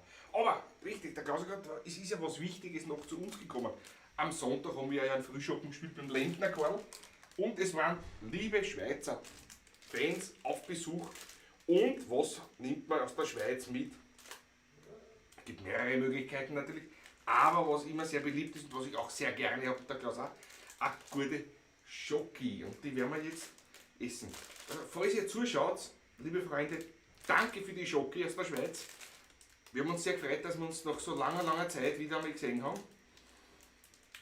das mal beim Lentner Karl und ich werde das gleich einmal aufmachen und das sagen, weil sonst kommt der Klaus und der isst mir alle weg vielleicht. Ah ja, ist schon da. Entschuldige. Gehen Sie weiter. Ich hab die gehört. Ja, Was geht da? ich Du, befürchte. bin vorbeigegangen und sind wir von Ich nehme eine kleine. der Terrasse einer, ist gleich die Aufforderung gekommen, nicht auf den Schimmi vergessen. Nicht am Jössers, nein. Ja, ich vergessen. Haben wir irgendein leicht, dass irgendwas Eine weiße Schokolade. trinken müssen? Superchat. Ja, müssen wir. Ich habe schon getrunken. Müssen wir tun? Ich habe schon getrunken mit der Wildcat und mit Wildcat, Roy und mit Wildcat. dem Mäusle. Wildcat und Ja. die Nymphensittiche. Danke dafür vielmals. Prost auf den Trinke Wohl. gleich noch einmal. Jetzt geht's uns aus, gell? Geht uns nichts aus trinken. Der Fritz ist super. Klaus schiebt durchs Bild wie John Travolta. Das ist cool. Das ist cool zum Beispiel. Das ist nicht der coole Onkel Patrick, sondern das ist Klaus John Travolta Steirer. Wildcat, noch einmal danke. Ja. Gemeinsam müssen wir trinken. Ja, nein. Ja, Der trinkt wieder Laser. naja, der Laserfilm nach. Du hast gesagt, ich muss trinken. Weiße Schokolade und Pino Secco ist gut. Eine schöne Mischung, ja. Aber das ist auch gut, Austrian Renner. Gabi sagt, mein Vater, der war ja auch Wienerlied-Sänger. Der Vater sagt auf der Bühne manchmal, das nächste Lied der vielfachen Wunsch einer einzelnen Dame, die heute nicht da ist. Ja, das ist gut. Das merken wir. Ja, sehr gut. Das Lied ist aber schön, sagt Austrian, aber welches Lied? Ah, Schweizer Käse, da passt, ja. Jetzt hätte ich einen Kuss auf einen Chaos eigentlich. Aber weil der Matthias Mariacher sagt, nackt einen Gipfel ab. Also irgendwann mal haben wir eine Doppel-Arone gekauft. Schon lange keine Küssen. Ja eben. Also ich hab's nicht Ja. gekauft. Mein Onkel, du hast gesehen, erst das kostet man mal wieder. Das hat mir überhaupt nicht geschmeckt. Hat mir Kein überhaupt Vergleich nicht zu geschmeckt. früher, Ja, das weiß ich nicht, was der früher hat es mir geschmeckt, aber das weiß ich nicht, ob die Schokolade sich verändert hat oder mein Geschmack. Ne? Na, mein Geschmack sicher schon auch, weil Das ist durchaus brauchbar hier. du stellst immer zu mir her und frisst aus. Ne? Und die Leute glauben, die das Video sehen, Ja, und da ist Etikett da davor. Das hat Das hätte ich ja getan. einen Sinn. Also, Da muss man es ja. Jetzt sieht Wollen man wir es. machen. In Schimme, in Werner Schimme. Das brauche ich eh nicht singen. Wie geht denn der Text? Ja, du Mädling, ja, da musst du Gabel, eventuell einhelfen. Also, nochmal. Gleich. Das ist ja Wahnsinn. So, der ist schwebt, Fritz Status, ja. Moment doch, aber schiebt ist auch nicht schlecht. Schiebt durchs Bild. Ich habe ursprünglich hab ich gelesen, schwebt. Aber dann habe ich genauer gelesen und gesagt, nein, ein Mann schiebt. Das ist aber auch gut. Er schiebt durchs Bild. Er schwebt mit John Travolta. Was der Patrick ist jetzt auf der Schokolade. Der ist auf der Schokolade. Oh. Geht schon. Können wir endlich was tun? Singen kann ich immer Schokolade. Ich kann nicht mehr singen, weil ich habe Schokolade gegessen. Ein Schokolad. Ein Schokolad haben die gesagt in der Kindheit. Ein Schokolade, das verschleimt, das wird Milch mit Honig. Ja. Na, das Soja-Lecithin ist das. Wahrscheinlich. Oder das Lecithin besser gesagt. Jetzt gehen wir Ja, so. aber das, sollen wir noch vielleicht eine Großaufnahme machen oder Mikrofon Nein, mit das genau geht schon. einstellen? Ja. Wirst du das aussehen? Wirst Ja, du das ja. überleben? Wirst du das schaffen? Ja, ich schon, das ich überlegt. Ein Stück Schokolade. Wirst du der Meister sein der Schokolade? Wirst du drüber stehen? Stück gegessen. Na servus, auch mit dir. Na gut, dann sag ich auch.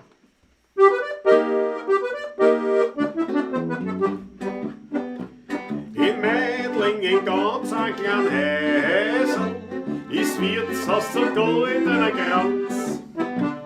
Ein heimliches alte Wiener Bäsel, dort gibt es kein Fahrzeug, kein Pflanz. Es heißt, dass die gemütliche Wiener vom heutigen Tanz nix verstehen. Doch dort können Tanzen wir jetzt lernen, und Wiener ist schon doch hochmodern.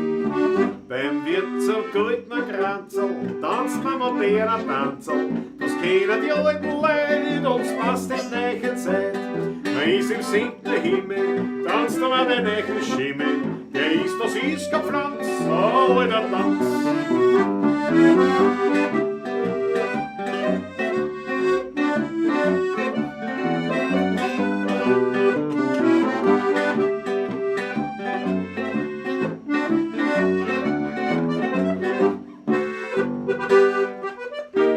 Jeder drauf erst. Gut auch noch.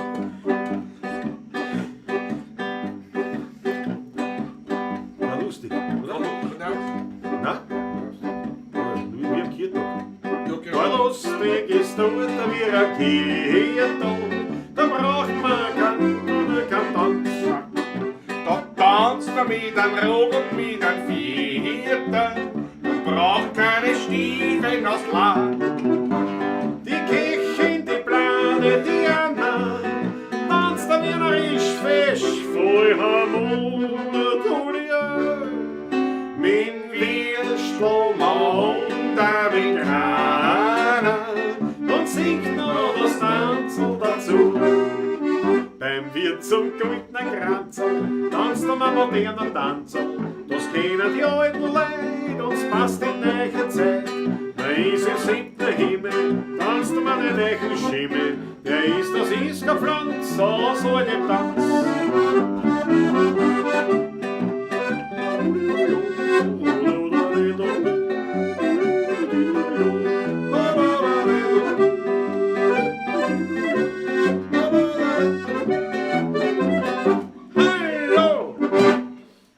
Ja, gemeinsam. Gemeinsam? Ich noch nicht gespielt habe vorher.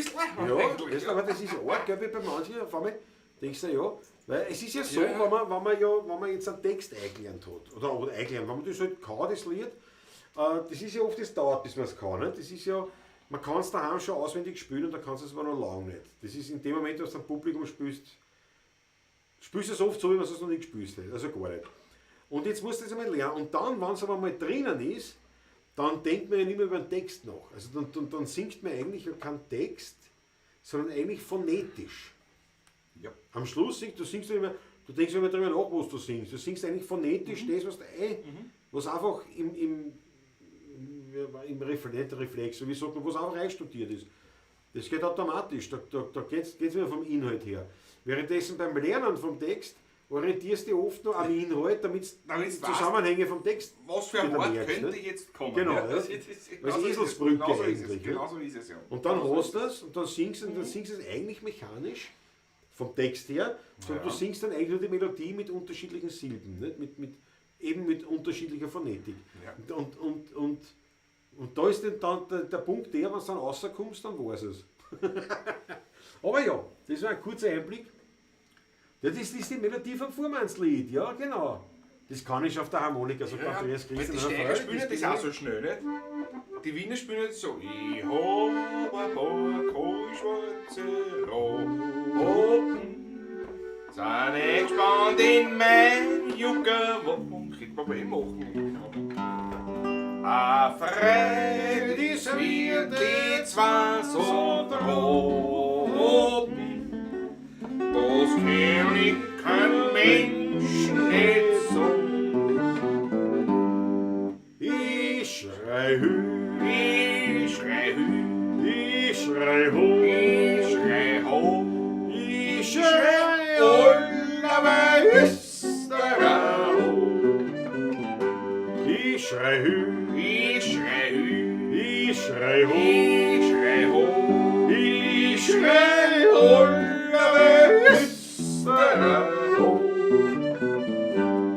Und macht der Haus seinen ersten Kragen, da heb ich's mein Käpferl her. Er dudelt als Fuhrmann, als Schwager und schneuzt mit der Peitschenjuche. Aber ich schrei hü, ich schrei hü, aber ich schrei ho, ich schrei ho, ich schrei Oliver Österau. Wiederholung. Ich schrei hü, ich schrei hü, ich schrei ho, ich schrei ho, Oliver ist der Rau. Letzte du? Und ich hab ein Pilzer, was er machen. Das ist aus einem eigenen Holz. Die wascht mir vom Wohn meine Radern. Auf die bin ich fürchterlich stolz. Ich schrei hü, Ich schrei hü, ja ich schrei ho, ich schrei ho. ja ich schrei ho, Oliver ist der Rau. Ich schrei hü, Ich schrei hü, ich schrei ho, ich schrei ho. ich schrei Oliver ist der Rau. Steig mit. Jawohl!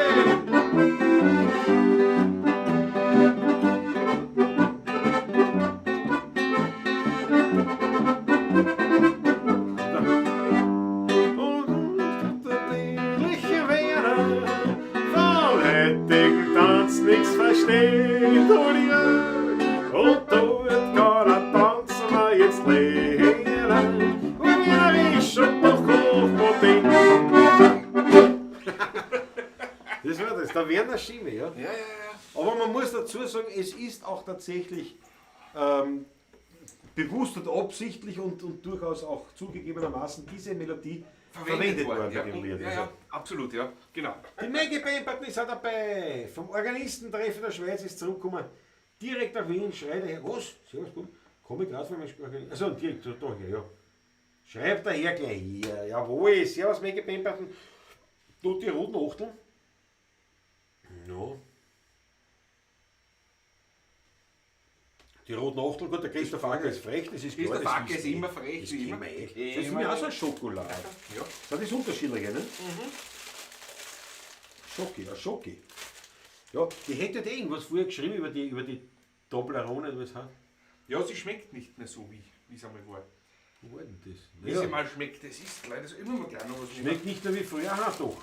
Ja, weil Was das hatte ist, ich noch nicht? Hier, dieses Karamell, glaube ich. weil aber es ist natürlich auch oft so, dass man halt natürlich verklärte, romantisierte, ich meine zum Beispiel Überraschungsei, Kinderüberraschung.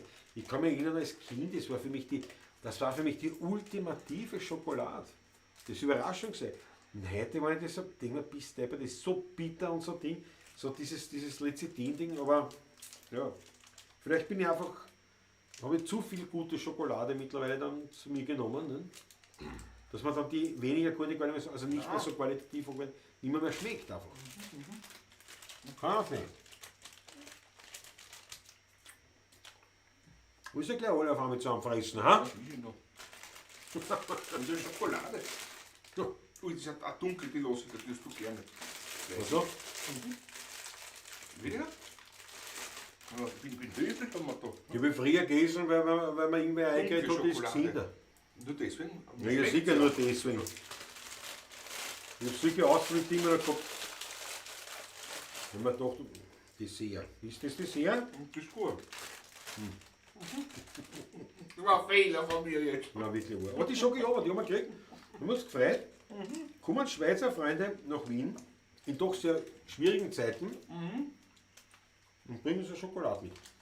Und den Schokolade mitgekommen zum Lenten und zum Frühschoppen, um am Abend dann zum Rudolf Buchbinder zu gehen. Das war herrlich. Ich finde das super. Wir waren die Vorgruppe vom Buchbinder. Echt nett. Ich finde das sehr nett. So, aber Revue passieren. Wir haben unsere ersten Konzerte hinter uns gebracht. Ja. Vom letzten haben wir schon, also vom Tag haben wir schon erzählt, dass es eigentlich nicht so war, wie wir es uns erwartet haben. Ja, die Stammgäste und der große Gäste war natürlich dann ein ganz super leibender Abend. Aber dass eben diese Ignoranten dabei waren, die schwierigen Leute, das hat mich wirklich massiv gestört. Mittlerweile haben wir ja schon gespielt wieder beim Lentner. War wunderschön beim Lenken. War eigentlich leibend. Sehr schön, ja. Wenig Leute. Also wir können wirklich sagen, wir haben früher gehabt bei diesem Glas, das ist eigentlich traditionell. Der Der Frühschoppen. Frühschoppen, ja. Die zwei Frühschoppen im Sommer, im Genau. Juni. Juni und im August. August, die zwei, ja. Und da haben wir immer gehabt, das haben wir immer im Garten gespielt und da waren es so um die 100 Leute. Um die 100 Leute. Und heuer waren es ein bisschen über 30. Also reserviert ein bisschen mehr. 31, glaube ich, Also wir waren glaube ich bei 40, 45 Reservierungen. Ein paar sind halt daheim geblieben, weil es einer zu Hause war oder andere halt, weil es einer wurscht war oder keine Ahnung. Das ist halt auch so eine Unsitte, nicht? Dass Ja, man gut. reserviert und dann nicht ansagt. Auch die schon angesagt. Ja, das ist, finde ich, in Ordnung. Das ist in Ordnung. Und dann waren wir also so, ja, ein bisschen über 30. 31, genau. Und da hat aber der Kalle, der Lentner Kalle, eine gute Idee gehabt, der Wirt. Er hat gesagt, weißt du was, wir machen das nicht im Garten, wir machen das drinnen, im klimatisierten Raum. Und das war eigentlich schon leibend. Es war wirklich angenehm drinnen, ja.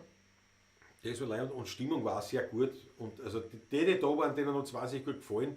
Und uns hat es taugt, weil halt die da waren eben das halt erleben wollten. Und insofern war das ein recht leibendes Erlebnis. Aber natürlich eben früher immer, also die ganzen Jahre, um die 100 Leute, einmal mehr, einmal weniger. Und jetzt keine 40. Das zeigt, dass einfach das Ganze noch nicht so anläuft. Das glaube ich kann man so sagen, weil ich hoffe, es wird ja nicht wegen uns gewesen sein. Nein, kann nicht sein, weil es war der Garten auch leer. Also im Ja. Haus draußen war Ja. also Lentner Karl am Sonntagnachmittag um 13 Uhr, leerer Garten fast bis auf 3-4 Tisch. Ist normal nicht der Fall. Nein, das stimmt. Aber wie gesagt, wir haben das Beste daraus gemacht und es Ja. war ein Hetz. Also, und mich stört es, also ich habe lieber weniger Leute, aber dafür Qualitativ. Leibende. Nein, und Ja. qualitative Leute einfach, weißt Ja. Weil es nutzt ja nichts, was du 100 Leute hast und du? Keiner interessiert sich. präsent. dafür. Das ist, du gehst nicht mehr Geld haben, aber mit weniger Freude. Oft nicht einmal. Oft nicht einmal das. Da habe ich ja, schon einmal gehabt, da waren ja, 80 Leute oder was und das Ja. war geil. Ich Ja. habe gedacht, das kann ja nicht sein, oder jeder einen Euro reingehabt oder so Ja. nach dem Motto. Nicht? Aber, aber ich bin dann heimgefahren mit dem Motorrad mit der Gitarrenbogel. Und ist ja nicht weit. Ne? Das ist nicht weit vom Letterkali da zu mir heim, da ins Donaufeld. Und in der Zeit vom Kalle bis daher habe ich einen Hitzestoß gekriegt. Das war unglaublich. Die Gitarrenbogel noch dazu. Nicht? Das war Ja. Also der Fahrtwind war vollkommen für die Wirst. Das war ein reiner Wüstensturm, der dir entgegengeblasen ist. Ich bin mit dem Auto mit der Klima gefahren. Ja, 26 Grad eingestellt, die Das Klima weiß passt, Leibwand, Ja. alles. ich bin 20 Meter gefahren und bin umgekommen. Das war Wahnsinn. Und dafür wie ein Händel, gell? Und ich bin halt einer, ich gehöre zu jenen, die tatsächlich im Sommer, also im Hochsommer, keine Schutzkleidung haben. Also ich hab In einen der Helm Stadt, auf, das musst du war's. sagen, In der Stadt, ja, in der Stadt. Also wenn ich Wege fahre, nicht? Wenn ich Motorrad fahren gehe, dann sehe ich mir das auch. Aber wenn ich Wege fahre, ich gehöre zu diesen Unvernünftigen, ich hab nichts an. Also das Einzige, was ich nehme, dann etwas festere Schuhe. Ich fahre nicht mit Schlapfen. Du hast Spurt schon gehabt, ja. Das ist das Einzige, was ich dann in Ding mache. Mit der Zehen, Aber sonst, ja. besonders der Linke. Nicht? Ja. Das geht schon, aber es ist unvernünftig. Nicht? Also kein festes Schuhwerk ist unvernünftig. Alles andere ist mehr oder weniger auch unvernünftig, aber da halte ich mir den Zonko, wie er gesagt hat, in der Stadt steht sie nicht. Und ich hoffe, das gilt für mich auch. Aber auf jeden Fall nicht, da habe ich nur einen Helm auf und kurz Leiberl, kurze Hosen, ist wurscht. Nicht? Was? Wenigstens, aber du schmeißt das ja nur im Stehen um, immer, weißt du? Das stimmt. Da brauchst du die Schutzkette beim Stehen vielleicht. An Airbag, an Stand-Airbag brauche ich. Da brauchst du einen Airbag fürs Motorrad, weißt du, dass das nicht umfliegt, weißt du? Dass wenn es umfliegt, dass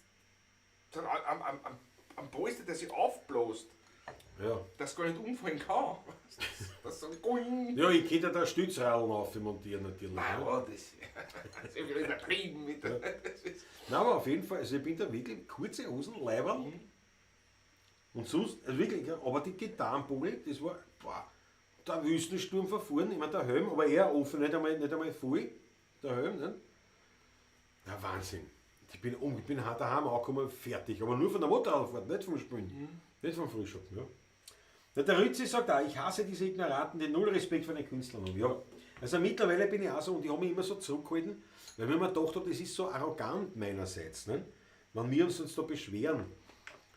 Aber ich denke mir das Nein, wirklich. gar nicht. Aber ich denke mir das vor allem in dieser Zeit jetzt, wo das doch so lange nicht möglich war und wo alle so die sich solidarisch erklärt haben mit den Künstlern und mit der Kultur und da wird so herum hirngewichst, was das betrifft. Ja? Und dann kommen die Leute und haben einfach keinen Respekt und Nämlich nicht mal von uns, sondern auch von den Leuten, die da sitzen. Das ist einer völlig wurscht eigentlich. Das ist einer völlig wurscht. Da sitzen die anderen Leute, wollen zuhören und die. Ja, ist ja wurscht, das haben wir genug. Das haben wir ja schon genug ausgesprochen. Aber beim Ländlerkall ist was sehr leibend. Was haben wir so als nächste Termine, Patrick? Nächste Termine. Ich bin heute unvorbereitet. Das ist schlimm. Ja, Das ist selten. ja, deswegen habe ich gedacht, ich erwische die jetzt Das auch. hat mich voll erwischt heute. Ausnahmsweise einmal. Ich bin völlig unvorbereitet heute. Frag mich. Was sind die nächsten Termine? Du, keine Ahnung, ich muss nicht nachschauen. Ich kann sagen, soll ich das sagen? 1. Juli weiß ich, ist Taschler. Taschler. 1. Juli ist Taschler. Das ist Lustiger einmal- Hermann ist leider verschoben, ausgefallen, Ja. aufgrund der geringen Reservierungslage momentan. Ja. Kann man sagen. Das ist Momentan es so. schwierig, auch beim Selic, aber wir verschieben das. Es wird im Herbst ein gemeinsames Intermezzo geben. Ja.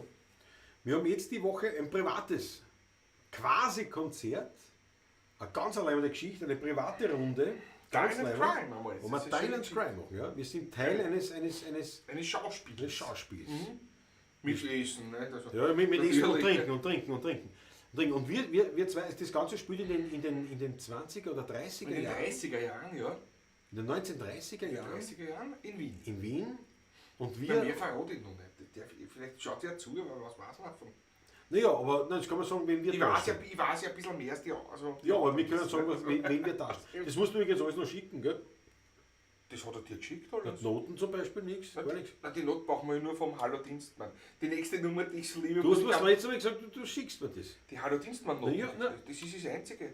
Ach so? Die Reblos wirst du ja kennen, ne? Ja, für auch. So ein Wahnsinn. So ein Wahnsinn. Naja, Ich habe in Dienstmann aber noch nicht gefunden, die Noten. Weißt? aber auf jeden Fall kann man sagen, wie das, Ja. das ist eine leibende Geschichte. Wir werden uns ein bisschen früher treffen dort, also wir drei. Aha, naja, das war zum Beispiel super. Das weiß ich auch erst seit jetzt. Also, Aber da kann man nämlich schon vorglühen ein bisschen. Aber wir können es, glaube ich, wirklich verraten, was wir darstellen, nämlich, ich werde es jetzt nicht glauben, ein Heurigen-Duo. zwei heurigen Musiker, ja. Und zwar die berühmten, die Otterkringer, oder die zwei Otterkringer, weiß ich nicht mehr. Ich glaube, die zwei Unterkringer, ja. Ja, soll ich nicht? Aber weiß ja jeder, wer das ist, schon in der Gruppe, obwohl Ja. ich geschrieben in lang. Nicht? Das kann ja nur auf die zwei sein. Nicht? Die zwei Otterkringer? Ja, aber nicht etwa Patrick Rudolf und der Steuer, Nein. sondern Konstantin Koppelwieser, Ja, und Jakob Teitelbaum. zwei Musiker. So, na gut, also das ist ja wurscht, aber wenn man wieder erzählt hat, dabei kennst du deine nicht kommen, weil es eine private Geschichte ist, aber es ist eine lustige Sache. Ja, ich Freue mich freue mich total drauf. Ich freue mich auch drauf. Ja, dann nächste Woche, weil dazwischen war dann schon wieder die Pavlatschen, nächste, aber dann 1. Juli eben Taschler, 2. Juli private Hochzeit. das spielt bei einer Hochzeit. 3. Juli eine private Feier. 3. 4. Juli. Vierten. Vierter. Ich glaube 4. Ja. 4. am Sonntag habe ich ja, einen Kloster ja. Neuburg habe ich Ja, da. ja, genau. Ja. Dann geht's dann ist Montag wieder. Ja. Wieder Pavlatsch natürlich. Und dann geht's schon nach Litschau. Schauen wir es Wochen drauf, 9., 10., 11. Sind wir in Litschau, wir in spielen Litschau, 3 ja. Tage lang, wir spielen am Freitag Beim Schrammel glühen bereits. Und von Nachmittag. 17 Uhr, um 17 Uhr spielen wir ja schon. Ja.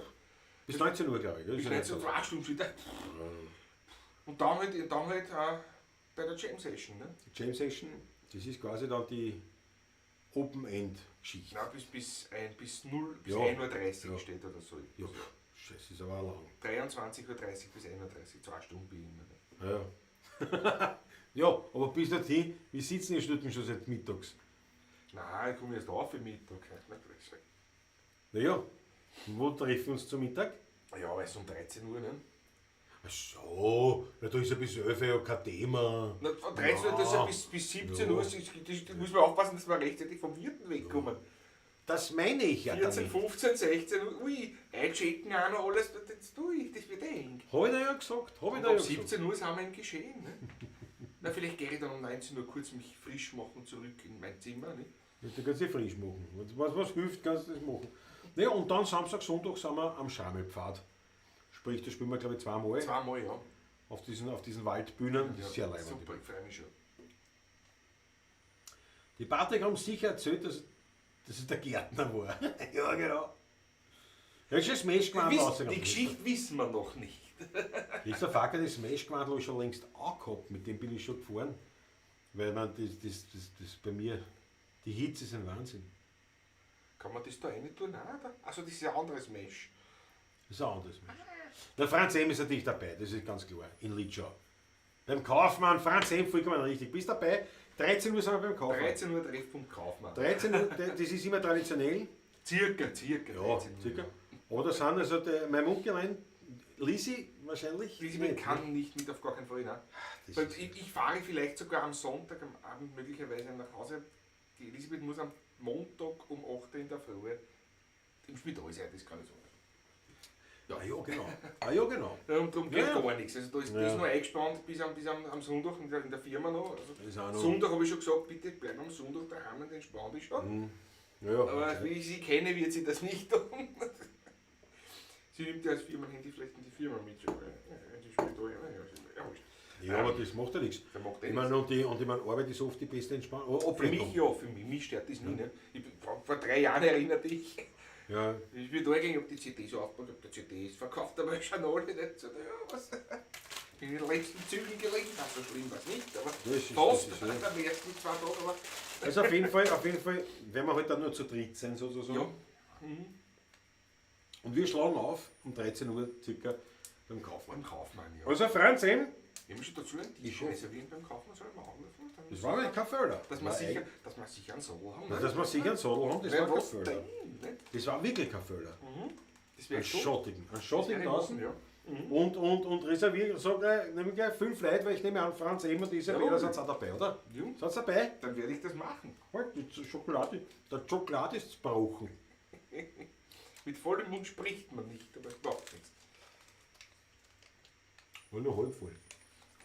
So, Ja, so Franz eben schreibt, ob man das macht beim Kaufmann. Okay, schauen wir mal. Dann werde ich ein Platzerl, ein lauschiges reservieren. Freitag 13 Uhr. Für andere Musiker werden wir nicht treffen, es ist das mir ja auf 2 Wochenende aufgeteilt. Das wird auch in Zukunft so bleiben wahrscheinlich. Wahrscheinlich. Naja, ein paar sind Dafür schon wird es gemütlicher sein, ja. da. Ja, ich glaube auch. Ein bisschen Ich glaube, weniger es Leute wird ist wieder kein so Fehler. ein bisschen so wie es vor 5, 6 Jahren war, so wird es wieder werden. Ist kein Fehler. Das ist kein Ein bisschen Fehler, weniger nein. Leute. Ich glaube auch. Ich glaube auch, dass das kein Fehler ist. Na gut, pass auf. Dann spielen wir ein Lied. Ja, ich habe nur Ach so. musikalisch gedacht, das noch. Ja, ist das noch. Super Idee. Ja, Franz M. Mit den Fingern noch. Franz M ist fix. Ist fix, ich reserviere morgen gleich. Freitag. Ich gebe dir kurz Bescheid dann. 13 Uhr, wie gesagt, lassen wir uns eine Viertelstunde, 20 Minuten an Spätsee sozusagen. Aber ist ja Spatsee. wurscht, das ist ja, was ist denn das? Ein Gerede, 2, 3. Ja.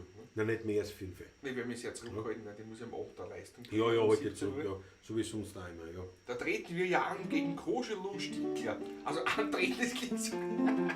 Treten wir an, ist gut, das war jetzt gut, ja. Du lachst selber den Plätzchen, was Das du war jetzt redest. leider. Da treten wir an gegen. Ja. Nein, das ist eine ganz alleine Geschichte. Jetzt haben wir also 2 Partien, die da das ja aufteilen. Absolut, ja. So sind dabei. Franz Emers ist fix. Ja. Leimann, freue mich, 5 Leute, die ist schon reserviert. Machen wir. Perfekt. So, Machen wir. was machen wir jetzt da? Am Tisch schon reservieren. Wenn die Leute Grenzen im Soffen sind, da tanzen sie gleich renommieren. Da fangen sie gleich zum Aufstehen an, zum Schwindeln und zum Lieren. Was sie nicht sind, was sie nicht haben, für mich sind sie aber mein Hund. Ich sage ihnen gleich, was ich hab, und das hat seinen Grund. Ich hab ein Mutztrumwampen, den zeig ich gerne her. Und wenn ich nicht die Wampen hätte, krieg ich schon Millionär. Ich hab ein Mutztrumwampen, die kostet ein Schippe Geld. Und wenn ich nicht die Wampen hätte, hätte ich auf der Welt eine Villa am Meer, ein Rolls-Royce mit Chauffeur, 2 Diener und eine Kammerfrau, die ganze Woche blau, ein Jotter aus dem Wald, ein Weiberl, das mir gefällt, aber nicht einmal um noch viel mehr, gib ich mein Wampen her.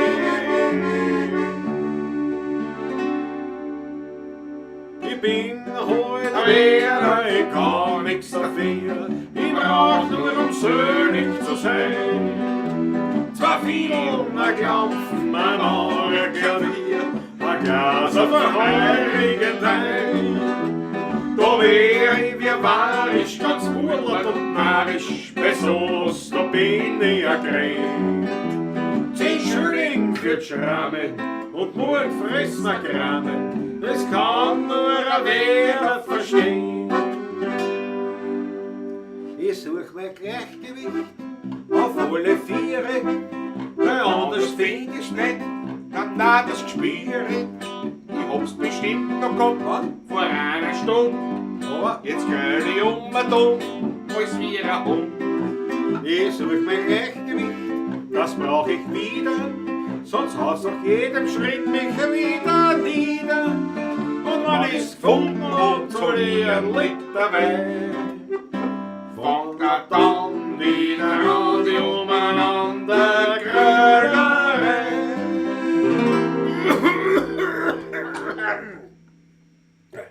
Vier Vierteln und der Backel Chick, das ist meine Ration. Durch Obstler Wodka Gin krieg ich meine Inspiration.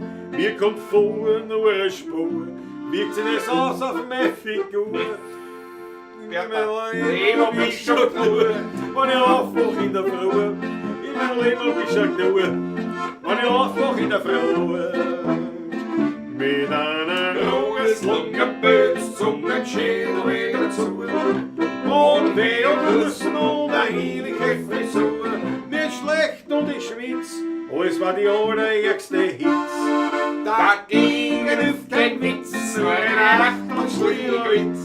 Dagegen hilft kein Witz, nur ein Achtelschlägerwitz.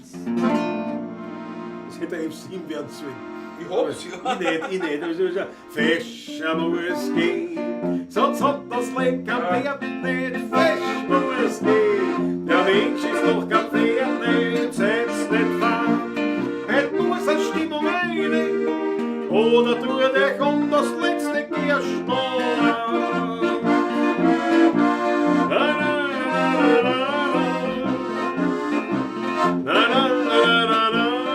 Schämt sich ein, brauchst nix auf was wir gern haben, denn so jung wie hätte kommen immer zusammen. Jetzt haben Ja, jetzt war er da. Er kommt ja da. Er kommt ja da. wie der Markus Bristol gescheit, ein Potpourri der Wiener guten Laune. Ja genau, Ja, kann man sagen, ja genau. Ich habe eine sehr gute Laune heute. wie gemacht. Ich bin schon etwas müde, aber so gute Ja, Laune. ja. Sehr gute Laune, ja. Na gut, miert. Miert bin ich. Klassiker wieder Antwort. Na, frag mich nicht. Ja, frag mich. Der Rudi Korbes hat eine Bravo. Ja, wollte die Schocke raushusten, das ist nicht schlecht. Chris Rixes, wie du so kurz hast, ein bisschen auf die Schokolade, hat der Landalstrom eine sehr gute Idee gehabt, nämlich du müsstest es eigentlich nur mit Metax ein bisschen spülen, ein bisschen Wenn gut ich gehen. spüle, habe ich eine Stimme wieder vielleicht in Lidscha. Ist der Wein schon ausreicht? Ja, ist schon aus. Ja, ist schon aus, Wird gell? schon langsam, dass wir zu Ende kommen. Ja. Alter. Ja, schenkt mir Wasser, dass ich irgendwas habe. Schon langsam werden wir heute Ja, beenden. ich glaube auch. Es ist so heiß. Es ist wirklich heiß. Und Susi auch, ich glaube, das Mädchen hat schon angefangen. Es hat schon runtergegangen. Ja, na gut, aber das ist nicht. Aber das ist nicht der Dienst. Aber es ist ja nicht die Zahl, die uns interessiert, sondern Nein, absolut nicht. unsere Fans, die Aber zuschauen. ich- Und da sind alle dabei. Aber es sind eh eine Dreiviertelstunde quasi. Ja, nein, es ist eh. Ich glaube, man wird uns nicht harsch sein. Harsch nicht, aber einmal ein bisschen früher. Es kommt ja, man muss immer so denken, die nächste XXL kommt Die bestimmt. kommt bestimmt, die kommt. Das haben wir auch mal die Idee gehabt, gell? Dass wir aus Litschau einen Livestream machen. Ne? Aber es ist dann immer gescheitert Vielleicht. an dem, was wir untertags getrunken haben. Ja, Sagen wir ganz offen. Während dem Spiel war es eh nicht so schlimm, aber kaum als letzte am Abend gespielt, zum Essen hingesetzt du dann meistens ein Grillhändel oder ein Surbraten oder mit Knödeln und einem Grillsalat und dazu schon mit 3 Grillen, bis das Kummer ist, weißt du vorher. Kaum hat man Surbraten gegessen gehabt, dann der Grill brauche ich nicht mehr, schon die erste Portion gegangen, dann die zweite, die dritte Portion. Und dann war das für einen Livestream eigentlich schon. Weißt du, wie du das erzählst? Als ob das so war nach der Arbeit. Wenn wir dann gegessen haben. Währenddessen haben wir maximal 6 im Grillen getrunken. Ne? Bei 36 Oder 4, Grillen. 5 Portionen. Bei 36 Grillen im Schatten. Ne? Ja, aber man muss eins wirklich festhalten. Es ist unglaublich, was man dort saufen kann. Ich sage es jetzt ehrlich so. Was man dort saufen kann, ohne dass man ernsthaft bedient ist. Jupp. Also die gleiche Es Menge. geht der aber nicht nur uns so, es geht dann jeden so. Ja, aber jetzt, das ist das Karamell. Das habe ich gegessen, Ja. bevor ich gesagt habe, da habe ich. Der Terstl macht das wieder lustig über mich. Ja? Das brennt richtig, gell? Richtig schier war das eine fort. Ja, nein, aber es ist wirklich so, wenn wir nur ein ähnliches Quantum da jetzt daheim trinken würden, da waren wir unfähig für irgendwas. Na, da war nichts mehr möglich. Das war wirklich erstaunlich, wie das geht. Das ist wirklich erstaunlich, finde ich halt. Das ist, weil es ist ja so, im Prinzip kann ich sagen, es fängt dort zum Mittag an. Ja, na, ich Und- meistens schon zum Mittag so um 11:30 das erste Grille. Ja, das ist einmal früh schon probiert. Das sind 1, 2, 3 Dazu ein paar Grille. Bratwürstel oder was. Genau. Und da finde ich meistens. Und das ist je nachdem, wie wir wann wir spielen müssen, 1 bis 3 Grillen. Und dann ab dort, wo wir spielen, weil das ist immer, wir sind immer die einzigen Musiker, die was zum Trinken haben. Richtig. Gut, wir bädeln auch immer drum, muss ich auch dazu sagen. Der Franz Sem kann das alles bestätigen. Franz Sem kann das bestätigen und das ist eben, ja, wir sind nicht stolz darauf, ein bisschen schon. Nein, aber auf jeden Fall, das Aber war man echt kann ein- von uns alles haben, das Ja. weiß auch der Zehner immer und so weiter. Das sehe ist ich. bei uns immer. Ja. Wir sind bei jeder Hetz dabei und. Naja, und wir waren nie zu betrunken, um zu spielen. Nein, das darf aber auch Nein. nicht, das darf aber auch nicht sein. Nein, nein. Das ist ja, das geht nicht. Das Geschäft, das Geschäft ist Geschäft. Ja. Aber der Punkt ist der, wir haben dadurch natürlich keine Lust, keine Laune und auch eigentlich nicht die Fähigkeiten gehabt für einen Livestream. Ja, da hätte man ein ruhiges Blasel suchen müssen, wo das Fenster da liegt, abbauen. Nein. Da war das eigentlich Lustige, war ja, wenn einer das filmen tät, wie wir versuchen, den Livestream sozusagen aufzumachen. Also das war eigentlich Die das Lustige, Herangehensweise. Wir brauchen ein Filmteam. Es muss uns ein Filmteam begleiten, das schaut die Sache anders aus. Es müsste uns ein Filmteam begleiten, von vor bis hinten. Na, das wäre, vielleicht stellen wir das auf fürs nächste Mal. Das war eine Geschichte. Weißt, vielleicht finden wir es von unserer Fangruppe, vielleicht finden wir Fans, Freunde, die das machen täten, die mitmachen täten. Das war eine Geschichte. Was du einfach sagst, wir haben von Freitag Wecker bis zum Zaunbock, also eigentlich bis zum Montag, wo wir heimfahren, da ist ein Filmteam dabei. Ja, das muss mörderisch leibend sein. Also stellen wir wirklich so vor. Nicht fürs Filmteam. Für uns und für euch aber auch. Nein, aber das ist der, man weiß, was der Filmteam, was braucht man? Naja, im Prinzip brauchst du einen Kameramann, brauchst du halt nicht und vielleicht, ich meine, wenn so 2 zu 3 sind, tun sie sich leichter halt mit dem Abwechseln und so weiter. 3 Leute reichen auf jeden Fall. Bei 3 Leuten ist Standard bei Servus für die Aufnahme. Naja, Also, gut, das ist der, aber ich sage mal, ja, 2 Leute Minimum. 2 Leute 2 Leute Minimum, Minimum, 3 waren noch besser. Die einfach mit dabei sind, das filmen, bearbeiten, dort eventuell aufbauen, eventuell Livestreams, und das war aber lustig. Das war, ich meine, für heuer werden wir es nicht mehr zusammenbringen. Außerdem haben wir den Platz gar nicht mehr, also zum Übernachten und so weiter. Das müsste man ja dann das mitplanen. müssen wir mitplanen, ja. Also muss man das eigentlich relativ früh angehen. Aber es war lustig. Was haltet ihr von der Idee? Schreibt eine, was haltet ihr von der Idee? Live, nicht live, sondern halt eine Begleitung. Wobei man da eben dann schon so ein paar Live-Sachen einstellen kann. Weißt du, da ein kann man Instagram sich- Live, ein na YouTube sicher, Live, ja. Facebook Live, sowas. Ruft die Conny an von Servus TV, die macht sicher eine Doku. Naja, die hat Die haben schon schon. eine gemacht, über Schammelklang und über uns am Schammelklang Festival, ja. Vor ein paar Jährchen, ja. Aber jetzt war nicht die Conny, jetzt war die Christine. Das war Da die bist du Christine, immer ja. Christine, ja. Aber die Conny hat mit uns schon 2 Sendungen gemacht, ja. Ja. Ja. Nein, das und natürlich muss man jetzt auch dazu sagen, wir können uns natürlich auch etwas leisten, nicht? Dass man sagen kann, man kann, also das Zimmer oder was halt übernachten, das muss man natürlich schon, da müsste man schon schauen, dass das aufgestellt ist und eine gute Verpflegung, zumindest am Zimmer. Aber vielleicht kriegen wir das, die Idee ist super, sagt der Fritzl Status. Ich glaube, die Idee ist auch gut. Aber da müssen wir dann wirklich schauen, müssen wir dann wirklich überlegen, wenn das, und dann, ja, ist ja wurscht, und ich meine, ja, aber das können wir uns schon leisten. Dass wir die aushalten zumindest, weißt du? Beim nächsten wird das schon. Vielleicht nicht, dass wir jetzt großartig zahlen können, was, aber zumindest, dass dort keine Kosten haben. Das weiß ich mit, das muss man eigentlich schon. Das ist eigentlich, das ist eine Kerze. Ne? Aber es war eine gute Idee. Aber vielleicht fällt euch ein. Für Oder nächstes vielleicht Jahr war sagt das er- eine Geschichte, ja. Sagt er, nächstes war eine super Geschichte. Ja, genau. Uli Slonik, super Idee, aber dann 3 Tage zusammenstellen auf eine erträgliche Länge. Ja, Uli, hätte man gedacht, dass das ein Mehrteiler wird. Also, dass man jetzt erstens von dort sowieso dann wirklich 1, 2 Livestreams macht und dass dann aus diesen 3 Tagen, dass man dann so einen Mehrteiler macht. Aber also nicht jetzt, wo du wirklich den ganzen Tag, so das nicht. Ja, das Aber was sagst du, machst wirklich ein paar geschmackige, in erträglicher Länge, wie du sagst, Uli, ein paar geschmackige Videos hast, wo du aber sagst, ja, das ist wirklich der Bericht von drüber. Nicht? Also nicht jetzt schön gefärbt oder halt so Ja, das, aber da halt das Konzert mit, kann man auch, aber das war halt auch, dann hast du die Lieder mitgeschnitten, okay, und das war wieder eine eigene Sektion, aber eher so dieses... Das war der wie mit der Stehst oder wie gerade hinterm Klo Ja, verschwindet gut, oder so. das ist leicht, das ist leicht. Das sind die lustigen, der Klaus zum Beispiel sucht das Klo, steht vor dem Klo, ist verschlossen, das Tierl. Passiert einem ja alles, ne? Dann will er hinter das Klo gehen und merkt er, da ist ein riesen Aufmarsch auf einmal mit Verleih. Wo gehe ich jetzt hin? Wo gehe ich jetzt hin? Ja.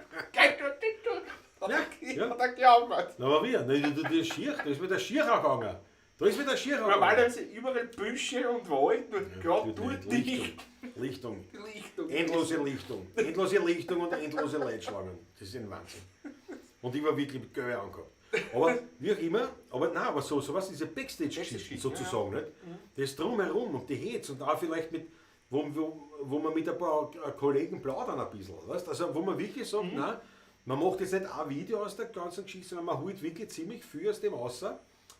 Zum einen natürlich was lustig ist, was einen Spaß macht, was ein bisschen einen Einblick gibt. Das andere aber auch, wo man mit Leuten redet, wo man wirklich Informationen über das Ganze kriegt. Dann die Lieder selber. Und auch wie sich das anspielt. Also ich stelle mir das super gut vor. Der Wiederkurtler Franz M. sagt, ja, aber der Wiederkurtler kenne ich, der dann alle filmen. Also was mir jetzt nicht stört, aber braucht man jemanden, der quasi uns begleitet. Der Wiederkurtler war ja hin. Aber der kommt sowieso hin. ATV ist sicher dabei, wenn es um Alkohol geht, ja, aber die brauche ich nicht. Ich freue mich, was über uns was machen, aber mehr brauche ich nicht. Organisiert sich besser ein paar Gruppis als ein Filmteam. Das ist keine schlechte Idee. Das ist keine schlechte Idee. Fun with Privacy. Das ist keine schlechte Idee. Aber Gruppis, wir sind aus dem Alter draußen. Und die Musik ist auch nicht so, dass das glaubhaft ist. Ne? Von mir ist da. Naja. Schauen Sie an. Ja, natürlich, weil wenn man Hawaii hinkommt, mit kein Orle Dreieck, aufgezogen, frisch, gut, wie die neuen Sandale. Na dann, das ist schon richtig. Nicht? Du musst H2B-Fötter noch. Ich brauch's nicht. Nein, Natürlich, weißt du. Du hast es ja, nein, das ist ja bei mir so. Gemeindebau in Linschau, jawohl. Nein, aber das ist sicher eine gute Idee. Wir werden sehen, wir schauen, dass wir sowas aufstellen können für nächstes Jahr. Das war wirklich eine gute Idee. Da haben wir 3 Tage Material ohne Ende und das da wir wirklich schön aufbereiten. Naja, dann nehme ich noch einen Schluck von meinem Wasser. Ja, ich will zum Schluss nochmal Und hirnschwanger mit diesen Ideen, wollte ich gerade sagen, werden wir uns dem Ende der heutigen Mawlatschen zukehren. Yes. Hasis traust immer noch mörderisch Has. Da auch erinnern, schon lang stickig wird. Naja, es kommt dann. Wenn du nicht der Dampfer sein. Das hätte ich nämlich gewartet. Weißt du, ist klar, da nicht. Naja. Keine Luft kriegen wir mehr. Frag doch mal Zock und die 1000 PS Leute. Naja, die haben keine Zeit, das weiß ich. Die haben keine Zeit, Fritzl. Ich meine, Zonko selber, vielleicht aber die Sven, die das eher genießen wollen dort, aber Ja. nicht mitfilmen. Aber die Leute von dort. Aber es ist schon eine gute Idee, natürlich, ihr könnt dort schon fragen, ob sie zumindest beim Wissen. Ne? Aber die sind sicher über Wochenenden, sind die alle eingedeckt. Sommerwochenende. Ja. Das ist wie bei uns eigentlich. Ja. Peter Richtinger bringt es auf den Punkt, Gruppe ist ein Anstrenger. Jawohl. 3 oder 4 Häuserfrauen werden reichen. Ich glaube, ich spiele jetzt los, weil euch kommen nur Was machen wir? Servus? schlechte Gedanken. Schreit der Ober? Ja, die 4 Viertel machen wir. Ja, das letzte Viertel. Ja. Da, was los? Wir machen zwei Schlusslieder. Ja, machen wir 2 Schlussnummern. Das letzte Viertel und Ja. dann noch was aufs Heimgehen vergisst. Ja, gut, ja. Einmal wieder zum gemütlichen Machen wir Ausgang. das, ja. Ja. Der Christoph Acker, mit dir muss ich noch reden, glaube ich. Was ist mit der schon wieder? Ja, nix. Ich will gar nicht. Warte, muss ich mal. Naja, das. Die muss ich einen Hut, aber ich tue das Sauhaus. Das ist ja kein Leben. Okay, Das ist ja kein Leben. okay. Aber weißt du, was mich immer so ärgert? Was mich immer so ärgert am Christoph Acker? Der schiebt so Meldungen, die sind echt Die sind schier. gut, aber. Die sind echt schier, aber es ist immer so nah an der Wahrheit. Das ärgert mich immer. Also meine Herrschaft, ich danke euch vielmals. Wir danken euch und wir freuen uns aufs nächste Mal, wenn wir uns sehen. Wie gesagt, jeden Montag 20:15 Uhr und wenn es dann wieder kühler wird, ja, wird es wieder leichter sein, auch zuschauen wahrscheinlich. Aber Das glaube ich auch. da wir machen wir uns einen herrlich schönen Sommer. Der hat er noch nicht einmal angefangen. Nicht? Also heute. Beginnt gerade, ja, Ja. genau so ist es, ja. Und den machen wir es natürlich noch wunderschön.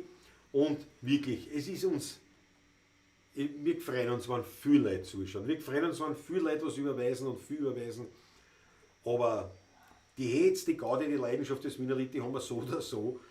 Und wenn nur wenige zuschauen, aber dabei seid, alle miteinander, so wie es beieinander seid, naja, dann haben wir schon gewonnen.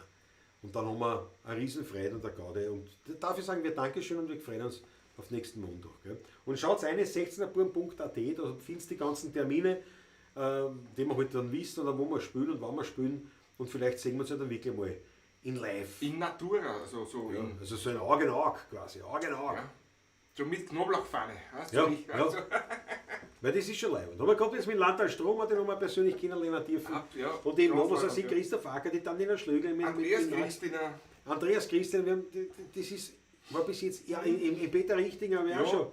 Und da einige von euch, verzeiht mir jetzt, wenn ich jetzt den einen oder anderen nicht sage, in Marco Cinelli zum Ja, Beispiel. genau. Also, die Leute, die nur vom Internet kennen eigentlich, dann irgendwann persönlich zu treffen, das ist schon ein Riesenhitz. Harry Schneller-Fonte, ja, den habe ich schon lange nicht mehr gesehen. Ja. Onkel Ramirez, ja, also das sind schon super Ja. Sachen. Ui, wir müssen noch ein Glas erheben. Patrick, erhebe den Finger vorher. Finger, jawohl, Ein Superjet kann. jawohl. Markus Volker. Markus Volker, danke. Ich danke recht narrisch, 20 Euro. Sehr leibend. Prost auf dich. Mit Wasser. Das tut mir direkt weh. Dankeschön, Markus. Danke. Ja. Ui. Es blitzt und tun schon am Heiberg, am Schafberg. Ja, bei uns ist da nur, Da ist bei uns nichts. steht es noch. Bei mir in Eiweißtal kommt heute auch nichts. Bei glaub uns ich. steht noch die Luft. Na gut, also, fühlt euch gut. Er wird ein Vorschlag. Ein letztes Viertel. Der Abend mit euch war wunderschön. Es hat mich gefreut. Aber für heute sing ich das allerletzte Liedl. Weil jetzt wird's fürs Heimgehen langsam Zeit. Wir haben gesungen und wir gelacht, den Abend miteinander verbracht. Es ist ein gewarnt worden bei manchen Lied. Wir haben was getrunken und haben was gegessen, den Alltag miteinander vergessen. Doch sind wir ehrlich, wir werden schon langsam mit. Er wird ein Vorschlag, ein letztes Viertel. Der Abend mit euch war wunderschön. Es hat uns gefreut. Aber für heute ist es das allerletzte Lied. Weil jetzt wird's fürs Heimgehen langsam Zeit. Und wie ich bei meinem letzten Viertel sitz, denk ich an meinen blöden Witz, die schönen Wiener Lieder und an die Gemütlichkeit. Heute haben wir geposcht und gesungen viel, nur gegen End wird's langsam still. Und so hat er jede Stimmung ihre Zeit. Er wird ein Vorschlag, ein allerletztes Viertel. Der Abend mit euch war wunderschön. Es hat mich gefreut. Aber für heute ist das vorletzte Lied. Weil jetzt wird's fürs Heimgehen langsam Zeit. Weil jetzt wird's fürs Heimgehen langsam Zeit.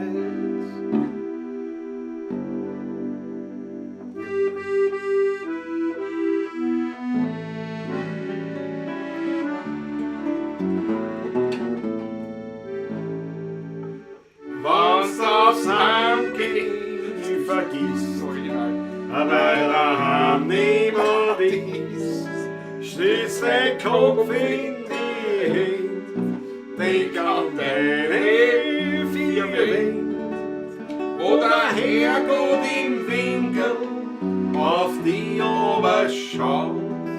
Jedes Bild an der Wand ist dir lieb und vertraut. Wenn's aufs Heimgehen vergisst, weil's daheim niemand ist. Sei nicht traurig und mach dir nichts draus. Gustav? In der heutigen Zeit, da gibt's für immer Leid. Drum sei glücklich, du hast ein Zuhause. Irgendwo versteckt in einem Winkel sitzt ein alter Mann ganz in der Kahn. Ganz verlassen tut auf seinen Fleckel, den er strahlt sich heute gar nicht heim. Weil beim Wirten ja, da hat er immer sehr viel Leute und glücklich sind. Doch daheim, da sitzt er in seinem Zimmer, ohne Zuspruch, Mutter-Sohn allein. Da sagt ihm zur Spätstunde ein Freund, der ist ehrlich und gut mit ihr meint. Wenn's das Handy vergisst, weil daheim niemand ist, schützt dein Kopf in die Hände, denk an deine vier Wände, wo der Herrgott im Winkel auf die Uhr schaut. Jedes Bild an der Wand ist dir lieb und vertraut. Wenn's das Handy vergisst, weil's alleine du bist, sei nicht traurig und mach dir nichts draus. In der heutigen Zeit, da gibt's für immer Leid. Drum sei glücklich, du hast ein Zuhause.